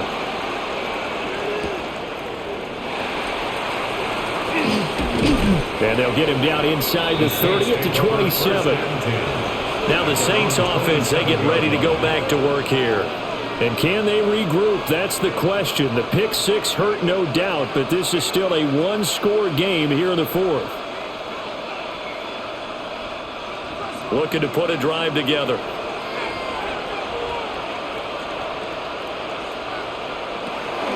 Now ETN to start the drive. Looking to find a lane, but he can't rein in at the line of scrimmage. Officially, it's a 1-yard loss. That's going to bring up 2nd and 11. An interesting and intriguing decision there defensively because they kept extra DBs on the field despite seeing the multiple tight end look that came out for the offense. I thought they were going to switch out of it. I didn't know if they felt they didn't have time or what the case was. Well, in any event, the extra speed allowed for great penetration as they stuffed that one behind the line of scrimmage. So the completion good for just 3. And 3rd and 8 now. Oh, it's time to give more credit there to the defense. They played that very well because it was a drag route, and he ran a little shallower than normal as he worked straight across the field. He was hoping he'd get lost behind the defensive line, but once he made the catch, nowhere to turn upfield and gain any yardage. Over the middle, he finds Vele. And he'll be taken down, but not before they reach the 50. 21 yards there on 3rd down. It's a gain of 20. I do think that sometimes on 3rd and long, many defenders just get caught watching the sticks instead of watching the ball. And the guy who's got it, because here, they just got the ball into the receiver's hands and told him to do it yourself, a little bit of a desperation play. And he was able to take the short throw and turn it into a big gain and a conversion on 3rd down. That's a big pickup. And he takes it down deep into enemy territory. A big-time play there for New Orleans. 45 yards. And as you saw right there, this is a guy with pretty good speed for a tight end. Nice job there catching the short throw and turning it upfield. He can also be a weapon downfield as well. And they'll run with ETN. And forget about finding a lane. He barely had time to look up before he was planted in the backfield. Call it a full 3 yards in the wrong direction there. Brings up 2nd down. That's a tough one right there. He ran right into the teeth of the blitz as the linebacker was freed up in order to stuff that one for a loss. I think quarterbacks got to see that. Got to find a way to audible into something a little more advantageous.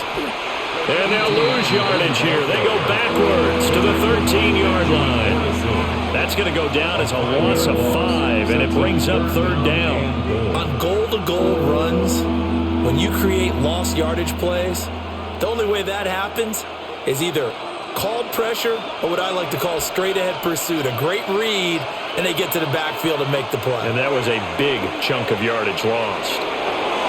To the end zone, but it's incomplete. What an excellent defensive stand there in the red zone. Nice tight coverage. They certainly recognized how important it was to bring up 4th down here. So the field goal unit is on the field as this is a big spot right here. From the right hash here, should be an easy one. And his kick is good. And that'll bring him back within 4. Buccaneers. So an interesting call there to take the 3. I mean, I guess they're thinking that their hands were tied, but, you know, fourth quarter, that field goal might not help them that much in the end. Yeah, eventually they're going to need the touchdown. The thinking must have been they didn't feel confident about picking it up there, hoping maybe on defense they can get better field position, get a turnover, get a better play, and then they'll have a chance to attack the end zone. The lead cut to just 4 as they kick it away and turn things over to their D. And a good return as he'll be stopped just shy of the 30-yard line. And Tampa Bay trots out there now. They have the lead, obviously, late in the game. I guess the good news for them is if for some reason they would make a mistake, a field goal does the opposition no good. Everyone loves to have a little bit of a cushion, and that helps you immeasurably. But the bottom line is, do all the things that you're taught in order to close out the game. Don't even let that become an issue. Yeah, it's still a one-possession game. This one not fully over yet. That's going to wind up a loss of a full 3 yards on first down. Part of the thinking when you bring in extra tight ends, you're hoping that each of your guys gets those one-on-one blocks and creates a crease for your runner. You know what the converse is, though? You've got to win those one-on-one blocks, and when you don't, that's the result you end up with. They'll stay on the ground with Irvin. He'll get a yard, that's all, as they get him down at the 28. And this is the worry because sometimes you can get a little too predictable in spots like this. You know you're going to run the ball, but they know you're going to run the ball as well. And now you look up and you're staring at an important third down. Possibly a turning point. Big play coming. This is 3rd and long.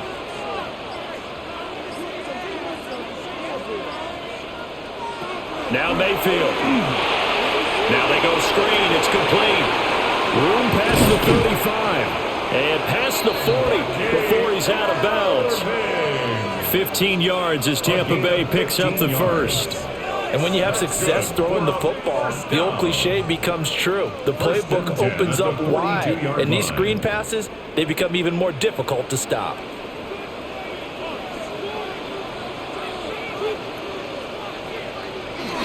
On 1st and 10, here's Irvin. It's a pretty strong running there as he'll take this across the 50 and down to the 44. 70 yards rushing for him now as he's done it on 19 carries.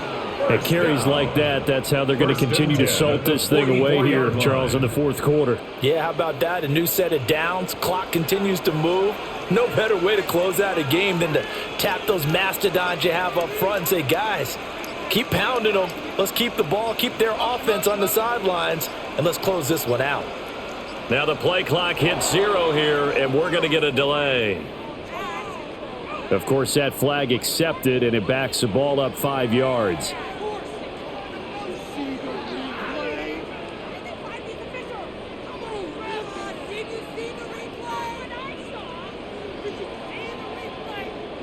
So a little bit of a stiffer challenge now. 1st and 15 following the delay of game.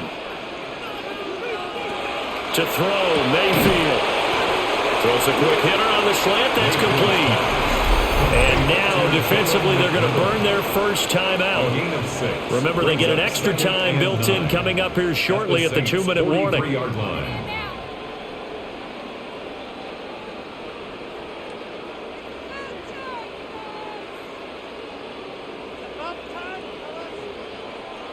From the 43, here's a 2nd down and 9.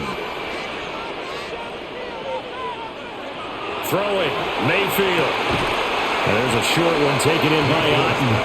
And this defense here going to burn their 2nd timeout. But you can also factor in another timeout that they'll get when the clock stops at the 2-minute warning.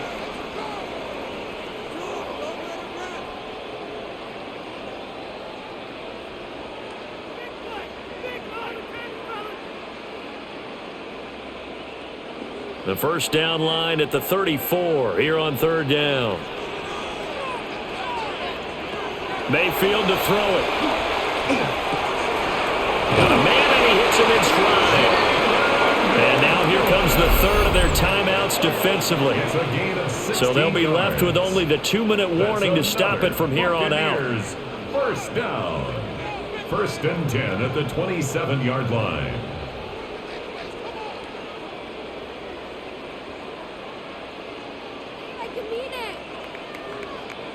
Not totally home free yet, but it's looking good as they come up 1st and 10. Mayfield off the play fake. Throwing quickly there, but it's incomplete. Well, a momentary speed bump there with that throw, partner. The defense had other ideas, and they're trying to mount a small stand before this drive reaches the end zone.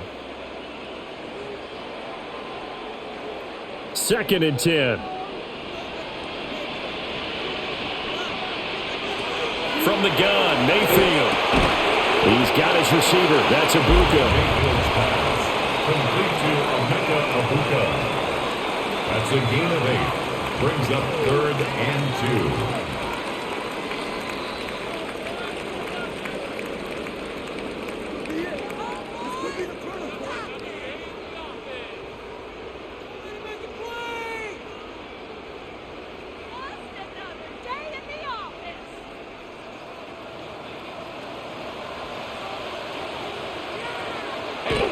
On 3rd down, they go with Irvin. And he's into the end zone. Touchdown, Buccaneers. Bucs 16-yard line. Well, this was a very close ball game at halftime, Charles, but in the second half, that...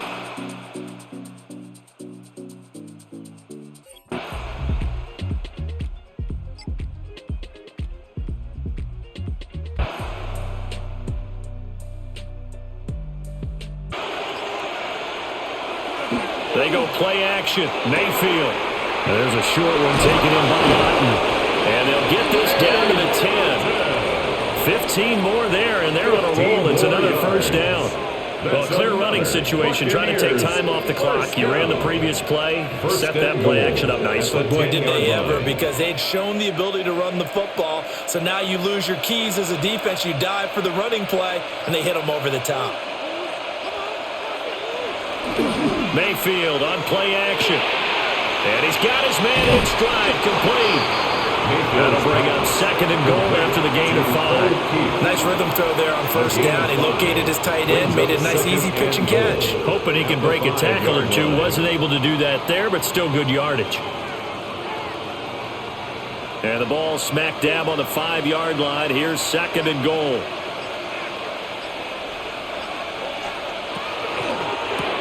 Quick throw, and Mayfield completes it.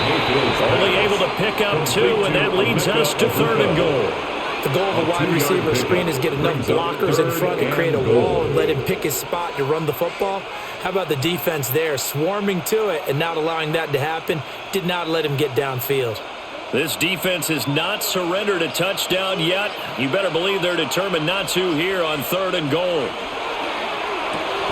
Godwin's got it. Touchdown, Tampa Bay. 2 yards on the touchdown there. And the Bucs get an important score there to extend their lead here in this 4th quarter. Well, we lasted all the way to the 4th quarter without a touchdown being on the board, but here a key one to extend the lead. Definitely, and I really doubt, though, that that's going to open the floodgates. What do you think, partner? No, not the way that we've seen these defenses play. Yeah, no doubt about it. They've been rock solid, but we had to know that sooner or later, someone had to surrender a touchdown, and it happened right there.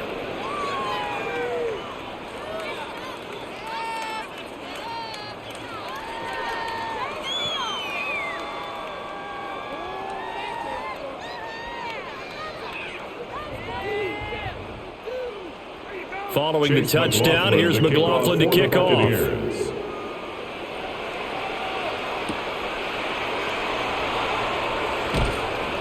And makes it across the 20 as his guys will set up shop at the 23-yard line. Here comes the Atlanta offense now ready to take over here. And you figure after giving up that last touchdown, they trail by 2 scores here in the 4th quarter. This drive becomes very critical. Looking to put a drive together. Over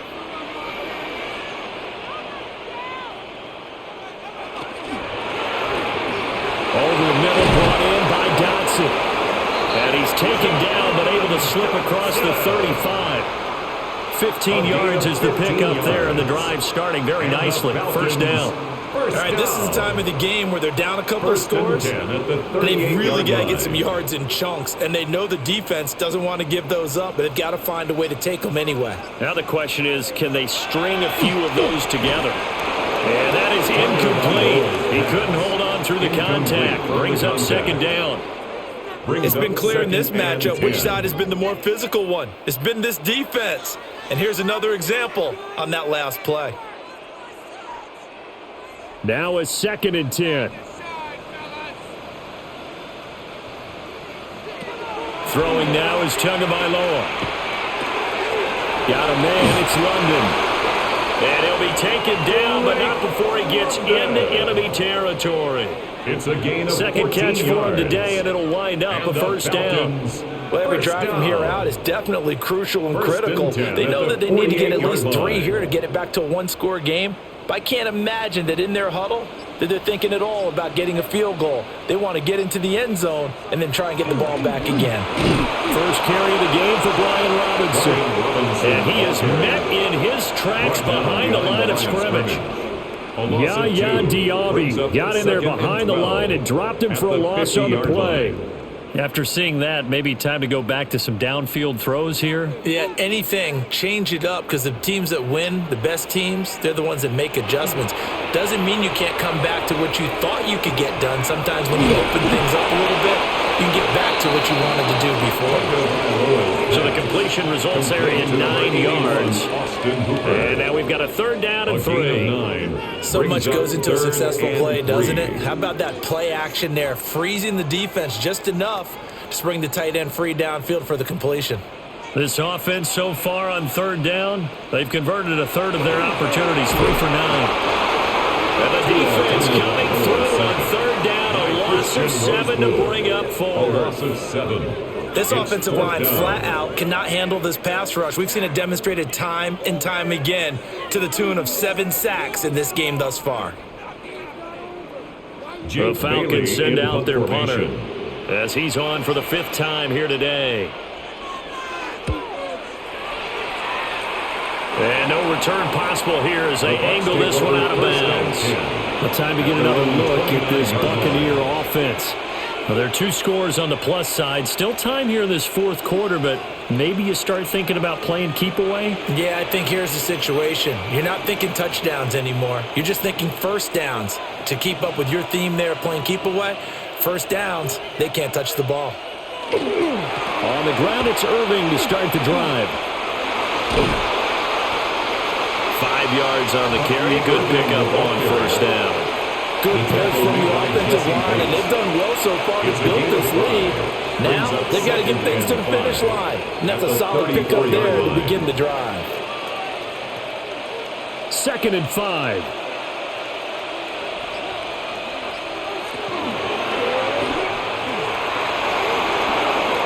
Nine yards to pick up there, and it's a first down. Looked like a pretty smart decision that time to keep the football by the quarterback. It was, because you saw how the runner got swarmed. So you've got to pull the ball from his arms, keep it yourself, and get what you can.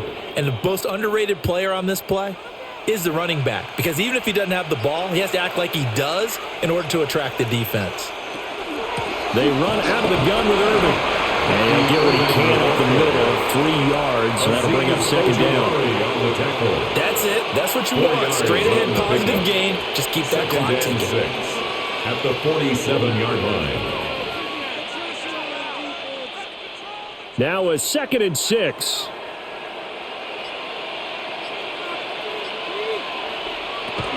Once again, it's Irving. And he's over midfield and into Falcon territory. Call it a gain of 5 there on the run, but they'll remain a yard or 2 short here with 3rd down coming up. Brandon, I've got to think this offensive line has got some smiles on its faces. And I know it sounds crazy, but they practiced for this back in training camp. They knew they'd be in situations where it'd be extra defenders in the box coming after them, trying to keep them from locking down a game. Right now, they want to show the world that. And now the rookie's free. Touchdown, Tampa Bay. Emeka Buka, 48 yards. Isolation TD, but it was not to be. And time has run out now on this game.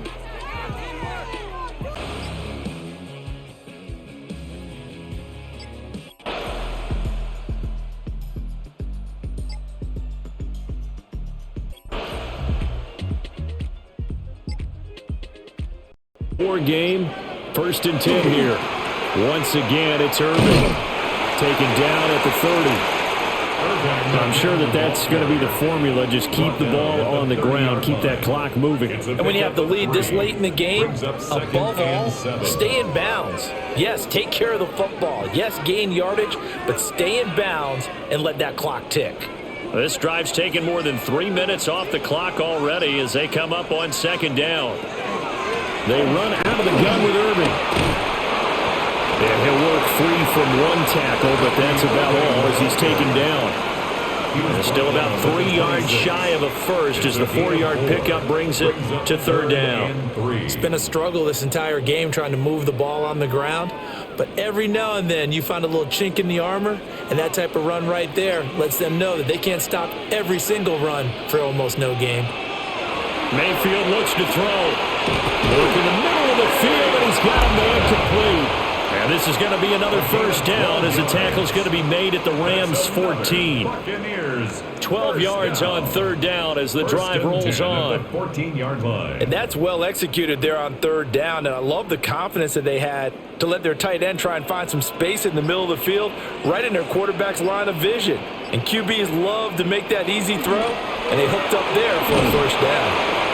And he's going to get about 4 down inside the 10 to the 9. And hold on here, because on that last run, it looks like we have a player who was shaken up. So as the medical staff takes a look, we'll step aside.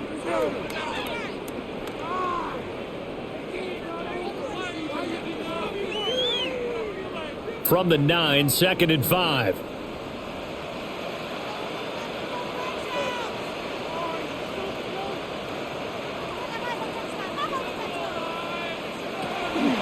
A shotgun handoff here to Irving. Looking for a crease, can't find one. Stopped at the line of scrimmage. It'll only be a gain of a yard, and it sets up a 3rd down and 4 now. Absolutely love the effort there. The ability to flow from his inside spot and stop that one at the line of scrimmage. Nice linebacker play.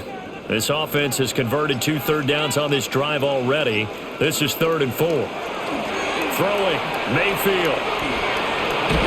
He didn't get the touchdown, but he did get the 1st down as he's tackled at the 1. Give him 7 on the tuck and run, and it'll get him a new set of downs. 1st and goal. Now that's a killer because you think you've got it absolutely covered, and then he hot-foots it out of there and picks up a 1st down. Drives you crazy as a defense. Looked like, you're exactly right. Looked like a for-sure stop on.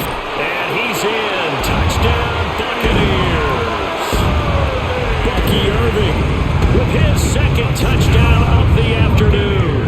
And the Bucs will add to their 4th quarter lead. Well, he'd been the workhorse on this drive, and it would have been unfair to bring someone else in to finish the job. So they go back to him again, and he delivers with a touchdown run. Extra point by McLaughlin is up and good. And that will ensure that it will take a touchdown and a 2-point conversion to tie it.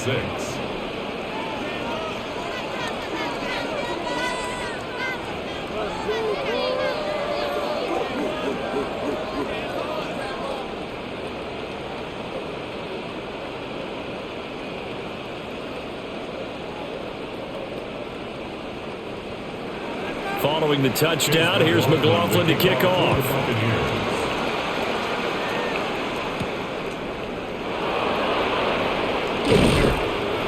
And he won't quite make it to the 25. The football going back to the Rams now. There's still plenty of time here in the 4th quarter. Just a 1-possession game, down 8. They'll be looking for the touchdown and 2-point conversion. A field goal here on this drive does very little at this stage. Stafford and the Rams come up 1st and 10 at their own 24. He'll hand this to Williams to start things out. And he'll take this ahead for about 4. 2nd down coming up. That's a really nice, tough run inside, and they gain 5 yards on it. And to be frank about it, most offenses don't expect to get 5 yards on a play call like that. So when they do, they go back to their huddle with a little pep in their steps. They're starting to think that they're starting to dominate the line of scrimmage.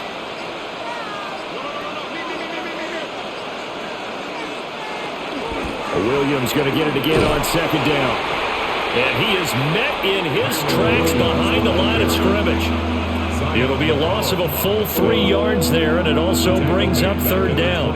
I know they've got to be careful not to go to the well too often, but it's a fine line, isn't it? Because sometimes, if you've got success, you want to just keep pounding away. But no success there. They rallied quickly on the defensive end. A shotgun snap for Stafford. And that's going to be incomplete. The coverage too good there. The contact popped the ball free, and it's fourth down. That's an excellent job right there on third down. Like any defense, you never want to let them get anything started, and that would have been a first down. Instead, you saw the contact on time, no penalty, and before this drive could get wings, it's fourth down. On fourth down, the punt team is on as this is sent away. 45 yards, that's what the punt goes for. 5 on the return. And the Bucs will get ready to go on offense. And Tampa Bay trots out there now. Their defense got the stop, forced the punt, and now you really start to monitor the clock as they nurse this slim lead. From the 34 now, here's 1st and 10. To throw, Mayfield.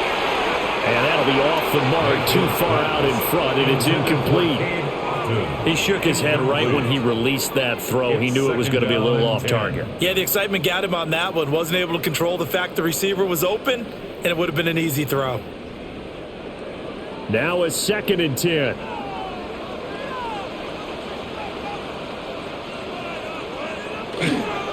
On the ground, it's Irving. And he'll be taken down, but not before they work it across midfield. 53 yards rushing on 12 carries for him now. I guess he was saving his best for last, so to speak. Longest run of the day coming here in the fourth quarter right there. And that type of run makes for a better night for him and his teammates, doesn't it? To be able to produce this late in the game can lead to some big smiles and satisfaction in the locker room after this one's over. So 5 yards here, 5 on the play. And that will bring up 2nd down. It's a gain of 5. Brings up 2nd and 5 at the 41-yard line.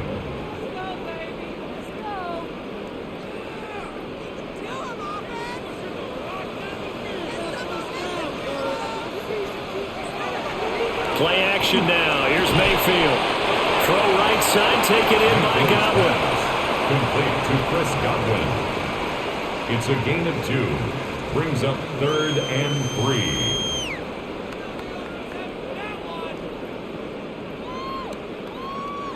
This offense so far on 3rd down, they've converted a third of their opportunities, 3 for 9. This time it's 3rd and 3. And that is incomplete. Oh, he had a defender right there with him to force that to the ground. And 4th down now coming up. In a 4th down. When you run in the slant, timing is everything. And against that man coverage, there was no space available and incompletion as a result. So now one of the biggest kicks of the night is forthcoming. This to make it a 2-score game. And that is no good. He gave it a good run. That wasn't more than a foot or so wide to the left. And this will stay a 1-score game as the lead holds at 8. Well, that one hurts a bit. That was a golden opportunity to possibly put this one on ice, but he comes up empty. And how big of a miss might that turn out to be? Stay tuned. There's still time left on the clock. This could be critical. Still a 1-score game. Had he hit that, it would have been 2 scores. It's caught on the right side. Williams. 2 yards on the pickup there. And it's 2nd down. And we see another pitch and catch there to the running back. This position just continues to evolve.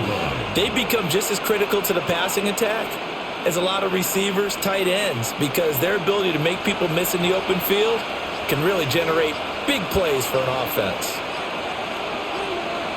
Back to throw, Stafford. That one taken in by Whittington. And he'll go down, but not before getting this inside the 30. A 1st down there on a pickup of 25. And that's a much-needed 1st down right there. Look, they're down by 8. So logic says they don't have to get a touchdown out of this drive. But the way things are going, I don't know if I'd put it in the hands of my defense here. You might not get the ball back at all. So if a 4th down situation comes up, I'm thinking hard about going for it right here and right now. And he'll go out of bounds in the red zone just inside the 20. They'll wind up getting 7 on the play, and it's second down. They like going to him in the slot. He catches another one. I think this comes under the heading of until they stop him, why not go back to him? He has something going really well, great working relationship with the guy throwing the ball, and they keep making the connection. And brought down, but not before they get it inside the 10 to the 7. A solid pickup of 12 yards, and now they're knocking on the door. Some big plays in the passing game on this drive, and here's one out of the running game. So the passing game loosening things up. Now there's room to roam. First and goal, a touchdown and a 2-point conversion here are musts. They'll try and run. This is Williams. And he's brought down right at the 5-yard line. Give him 2 on the play. Now we're going to get a timeout. Appears we've got an injured Buccaneer. Hopefully, obviously nothing serious here. Medical staff, though, going to take a peek, and we'll take a break.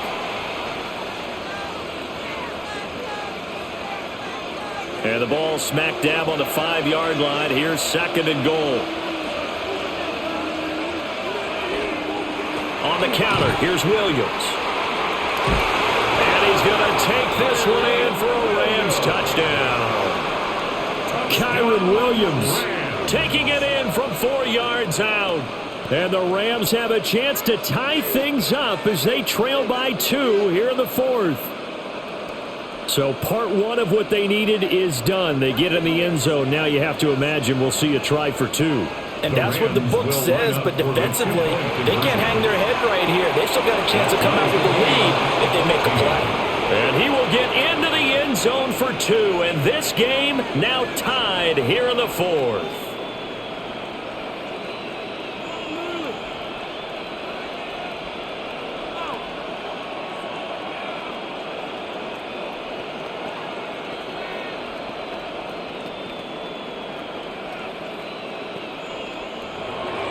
Now this one setting up for a great finish. All tied in the 4th as the kick's away.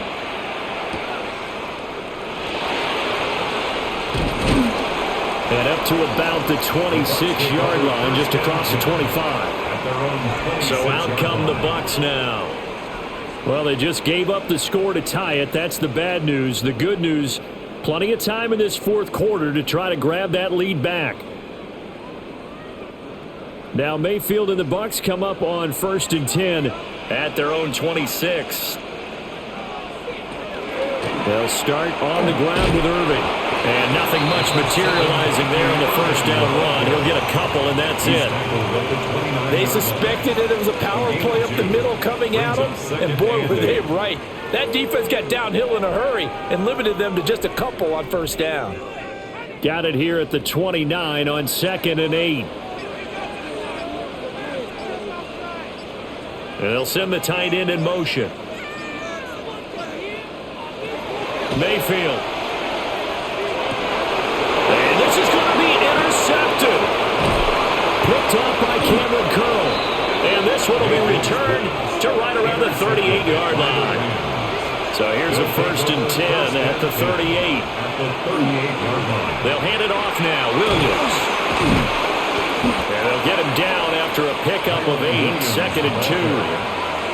You know what really fires up offensive linemen?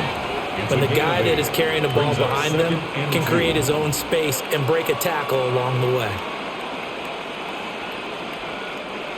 Ball on the 30 now. Here's 2nd down and 2.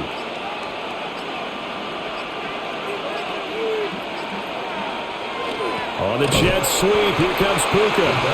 Looking for a seam, but finding none. He'll get back to the line of scrimmage, and that's it. He'll lose a yard on the play, so now they need 3 yards on 3rd down. Well, as a wideout, when you take that handoff and you're coming around the edge, you're expecting to see nothing but empty space in front of you. But if not... Well, things can go south in a hurry, and that's exactly what we saw on that play with a loss. He's got his target. That's complete. And he's going to take this one in for a Rams touchdown. Puka Nacua, 31 yards. And the Rams have broken our tie and have taken a 4th quarter lead. When you're a great route runner, it makes you that much better as a receiver because now your quarterback trusts that you're going to be where he expects, and he's able to deliver the ball on time. His kick is Extra point right down the middle. And the lead is now 21-14. Buccaneers 14.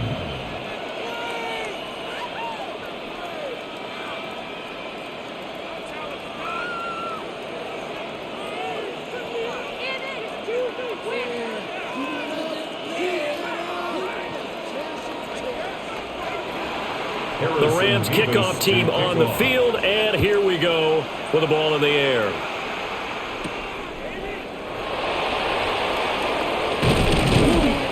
And he'll be tackled just shy of the 25. Now the Buccaneer offense gets set to take over. And now after the touchdown a moment ago, they work from behind in a 7-point game in this fourth quarter. Plenty of time on the clock. Now Mayfield and the Bucs come up on 1st and 10 at their own 24. On the ground, it's Irving to start the drive. And he's got some space here. And they'll get it up just short of the 45 at the 44. We'll definitely see some open running lanes, and he's taking advantage of it right now, but that shouldn't be a surprise. Defense has the lead. They're playing for the pass first.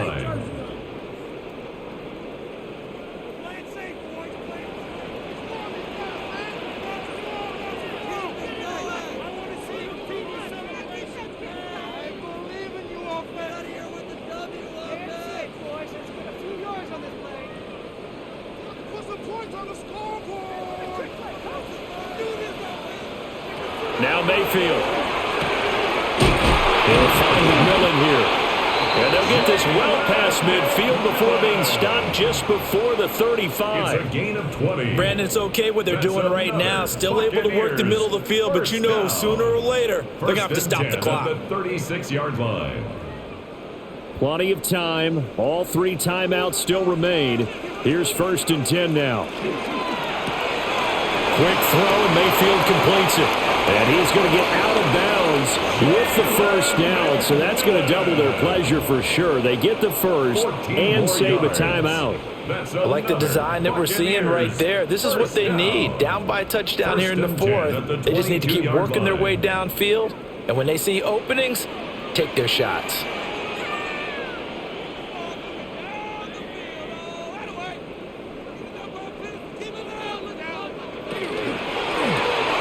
There's a short one taken in by Otten. That completion breaks down in a nice way. Now they can take a little bit more time, but guess what? They got to make sure on their throws that they see it open, not just anticipate it. 2nd and 6 coming up.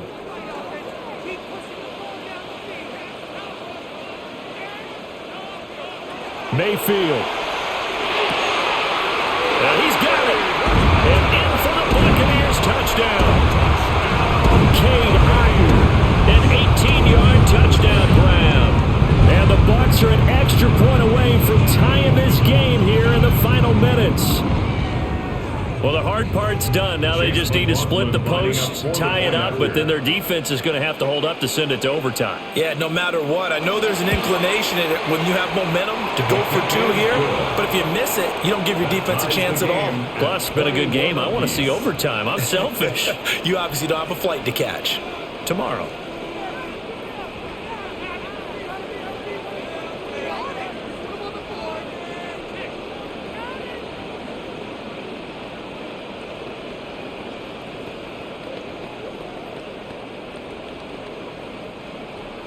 Now this one setting up for a great finish. All tied in the 4th as the kick's away.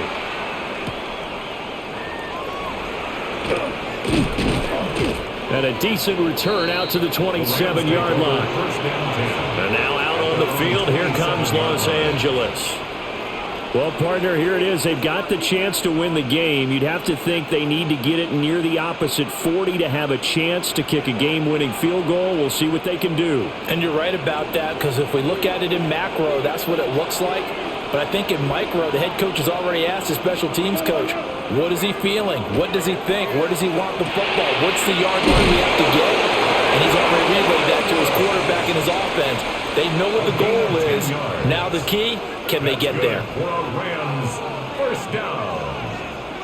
First and 10 at the 37-yard line.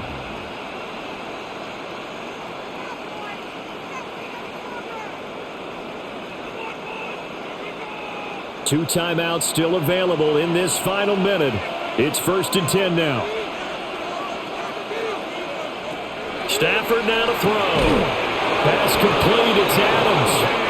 Now the Rams will signal for a timeout, their second, as they get the stoppage with just under 50 seconds remaining in the fourth. First and 10 at the 48-yard line.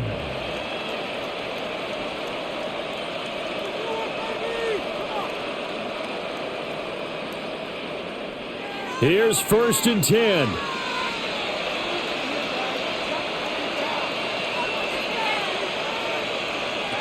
Now Stafford. He goes right back to Adams. That's complete. And they get to him after a gain of 6 to the 46. Very sharp here to start this drive, 3 for 3. Yeah, I like the way he's running this 2-minute drill. Very sharp, very precise in throwing the football. Here's second down.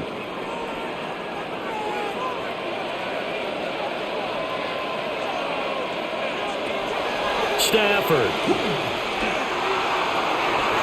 And that will be incomplete with the clock showing 18 seconds now to go.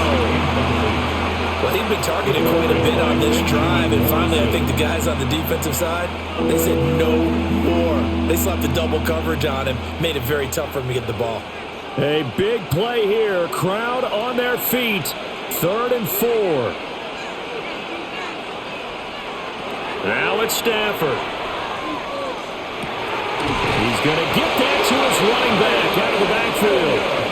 The Rams going to be forced to use their 3rd and final timeout as they'll stop it with 13 seconds left to play. A gain of 7. First down, Rams.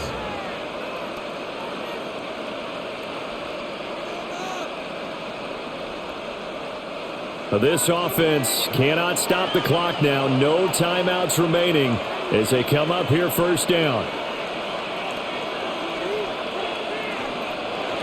Now Stafford.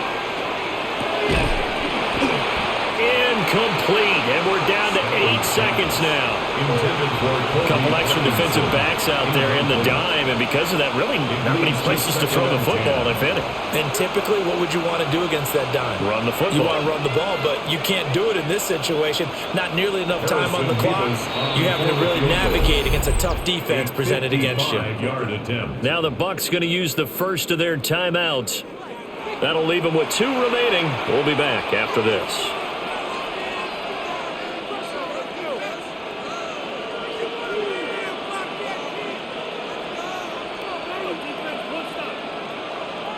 And now this game's going to come down to the right leg of their kicker. This from 55 yards out.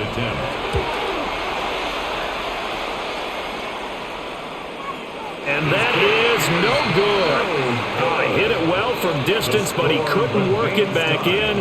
And a costly one there as this game remains tied here in the 4th. Boy, that's a big-time letdown there. You work yourself in position to win the game, but the kick winds up no good. And now you've got to regroup as a team, get the energy back up, and get ready for overtime. And make sure you pump him up, too. He may be needed to try and win it again later. Here we go, this to avoid overtime. And a little floater there is incomplete. Final whistle blows, and we need some extra time here to decide who will be the victor. 60 minutes, just not enough some days to decide who's going to win the game.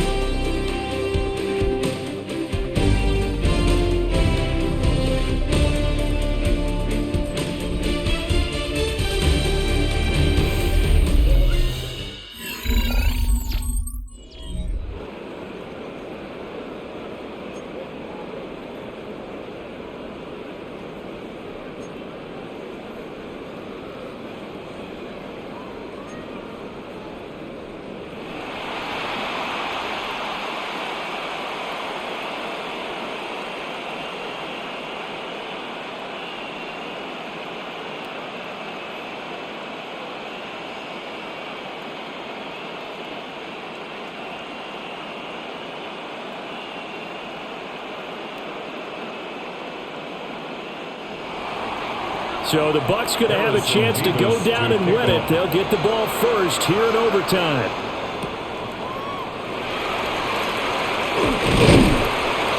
And out a little across the 25 to the 27. And Tampa Bay trots out there now.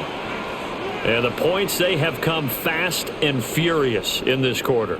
You really don't want to be on the defensive side of the ball right now, do you? Because you're either thinking, my replacement may get an opportunity. Your head better be on a swivel. Totally. Or maybe I just need to get out of the game for a while because I just can't slow these guys down. They've got to figure out a way to disrupt these offenses. And typically, one guy makes a big play, and that can help change things. They'll be looking for disruption on both sides right now. Short gain there to start overtime. Almost a tester play, wasn't it? Wanted to see if the guys on defense were going to fit the gaps the correct way because we're in overtime.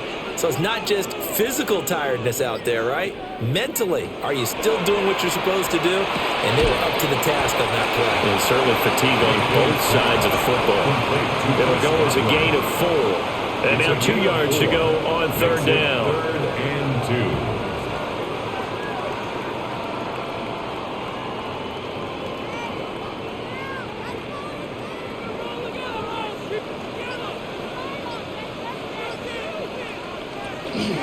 They'll try and run here with Irving. And he will have a first down as they get him to the ground at the 37. A third down gain of 3 yards, and that'll be enough. A lot depended on the spot there, and he got it, but it wasn't by much, was it? I remember Coach Madden talking about, depending on which foot the official used, that would tell you whether you got the first down or not. You want that upfield foot to be the one that spots the ball, don't you? And you and I have the luxury of a couple extra views here in the booth, and he did get it, but not by much. Here's Mayfield. Looking for Godwin, and he's got it complete. And he'll be taken down, but not before he works it past the 50. 14 yards that time for number 14. What an intelligent play as he found open grass and uncovered quickly. A nice clutch play to move the chains. The defense, they've got to do a much better job of accounting for these shorter routes. Mayfield to throw it. And that is incomplete. He couldn't hold on through the contact. Brings up second down. Well, that one was all about the defender making life difficult for the receiver. Very tough for a guy to hold on to the football through all that contact. He ends up forcing the incompletion. Here's 2nd and 10.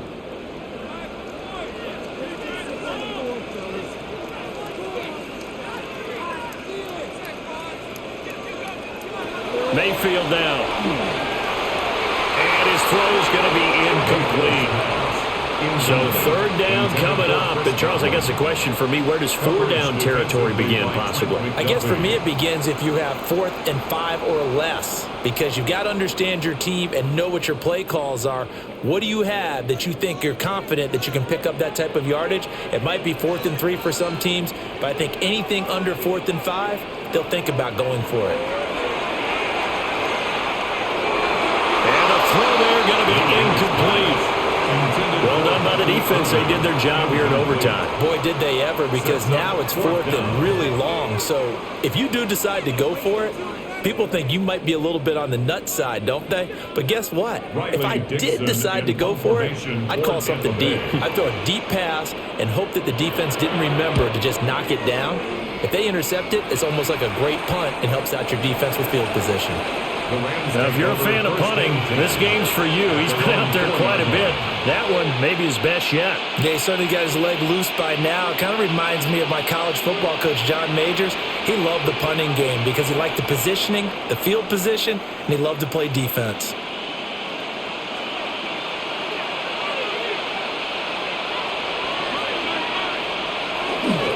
They begin the drive with Williams. And he is going to be stopped cold behind the line of scrimmage. Vita Vea stopped that play in its tracks. This being their 2nd opportunity in overtime, 3rd overall drive, see if they can settle into a rhythm. And that's what you're looking for. Get a few first downs, move the ball downfield, have some confidence, get yourself in a spot where you can at least kick a field goal to win it. But I tell you this, if I'm the play caller, I'm looking at that part of my sheet that says playmakers. Get the ball in their hands, critical situation, now's their time. And he'll get it up a little shy of the 15. They'll spot him down at the 14-yard line. 89 yards rushing for him now as he is just trying to will his guys to an overtime victory. So from second and long, now we go to third and very manageable. Yeah, they love that phrase, don't they? Because as an offensive coordinator, you can keep people a little bit off balance and guessing because you don't have to throw it. You can come back with a strong run game if you want to. And if you're in four-down territory, that really opens things up for you. It's a gain of 3, and it gets him the first. Well, someone's been having a good game so far, and you know something? A lot has been power running. They decided to turn him loose again on third down, didn't they? They did indeed. He delivered the tough yards.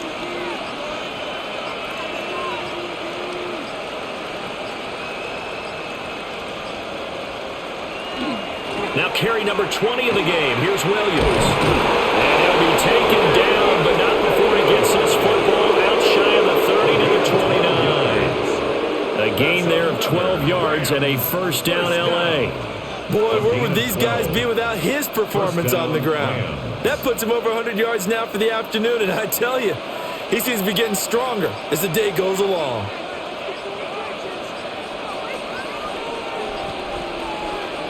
Now Stafford with his first throw of OT. And he is going to lose yardage here. Not what they had in mind there. That's going to go as a loss of 4. You know what the key to a good screen pass is, don't you? Bet you're going to tell me. Good blocking? Well, good blocking eventually. But first is good acting. You want to let the defenders go past you, leak out to whichever side or even in the middle where you want to set up the screen, and then you do your blocking. How about the read, though, by the defensive guys? They weren't fooled at all and actually ran with the lineman to where the play was and smothered it for a loss of yardage. Call it a gain of 6 on the play. That'll bring up 3rd and 8. I think we can safely say that those types of plays are the backbone of this offense. We know not every run's going to be a big hitter, but you know they'll take that type of result on each and every attempt.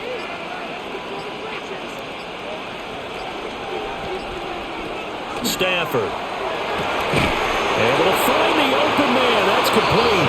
And he's going to have a Rams first down as they're able to get the 3rd down conversion.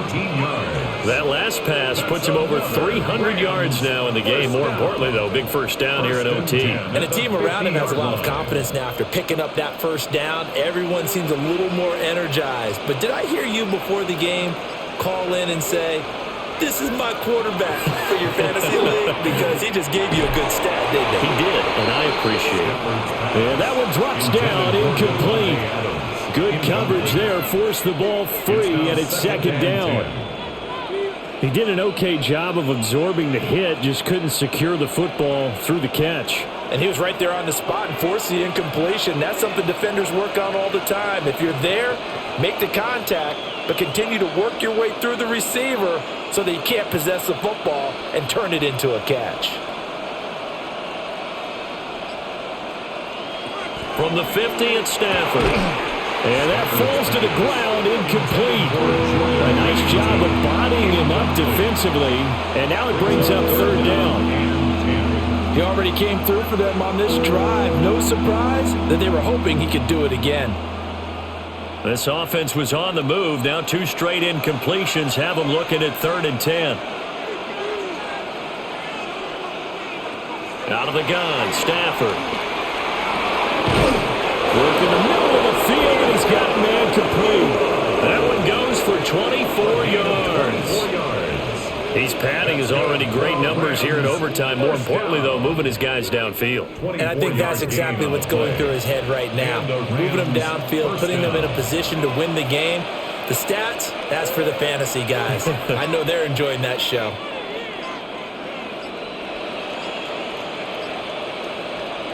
To throw is Stafford. It's a short one here, complete to his tight end. That'll go for a gain of 7. And that's going to bring up 2nd down. The completion was given up, but that's why you play zone defense, so that you can have people around the ball when it's caught, and you don't give up much run after the catch. They are in field goal range. 3 points now would win it. Here's 2nd down.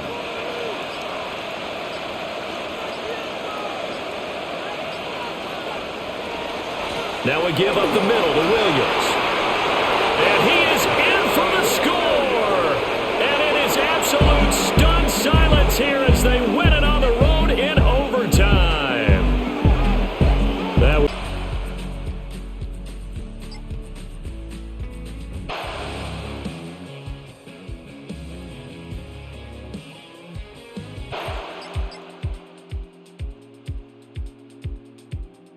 Consolation TD, but it was not to be. And time has run out now on this game. So this one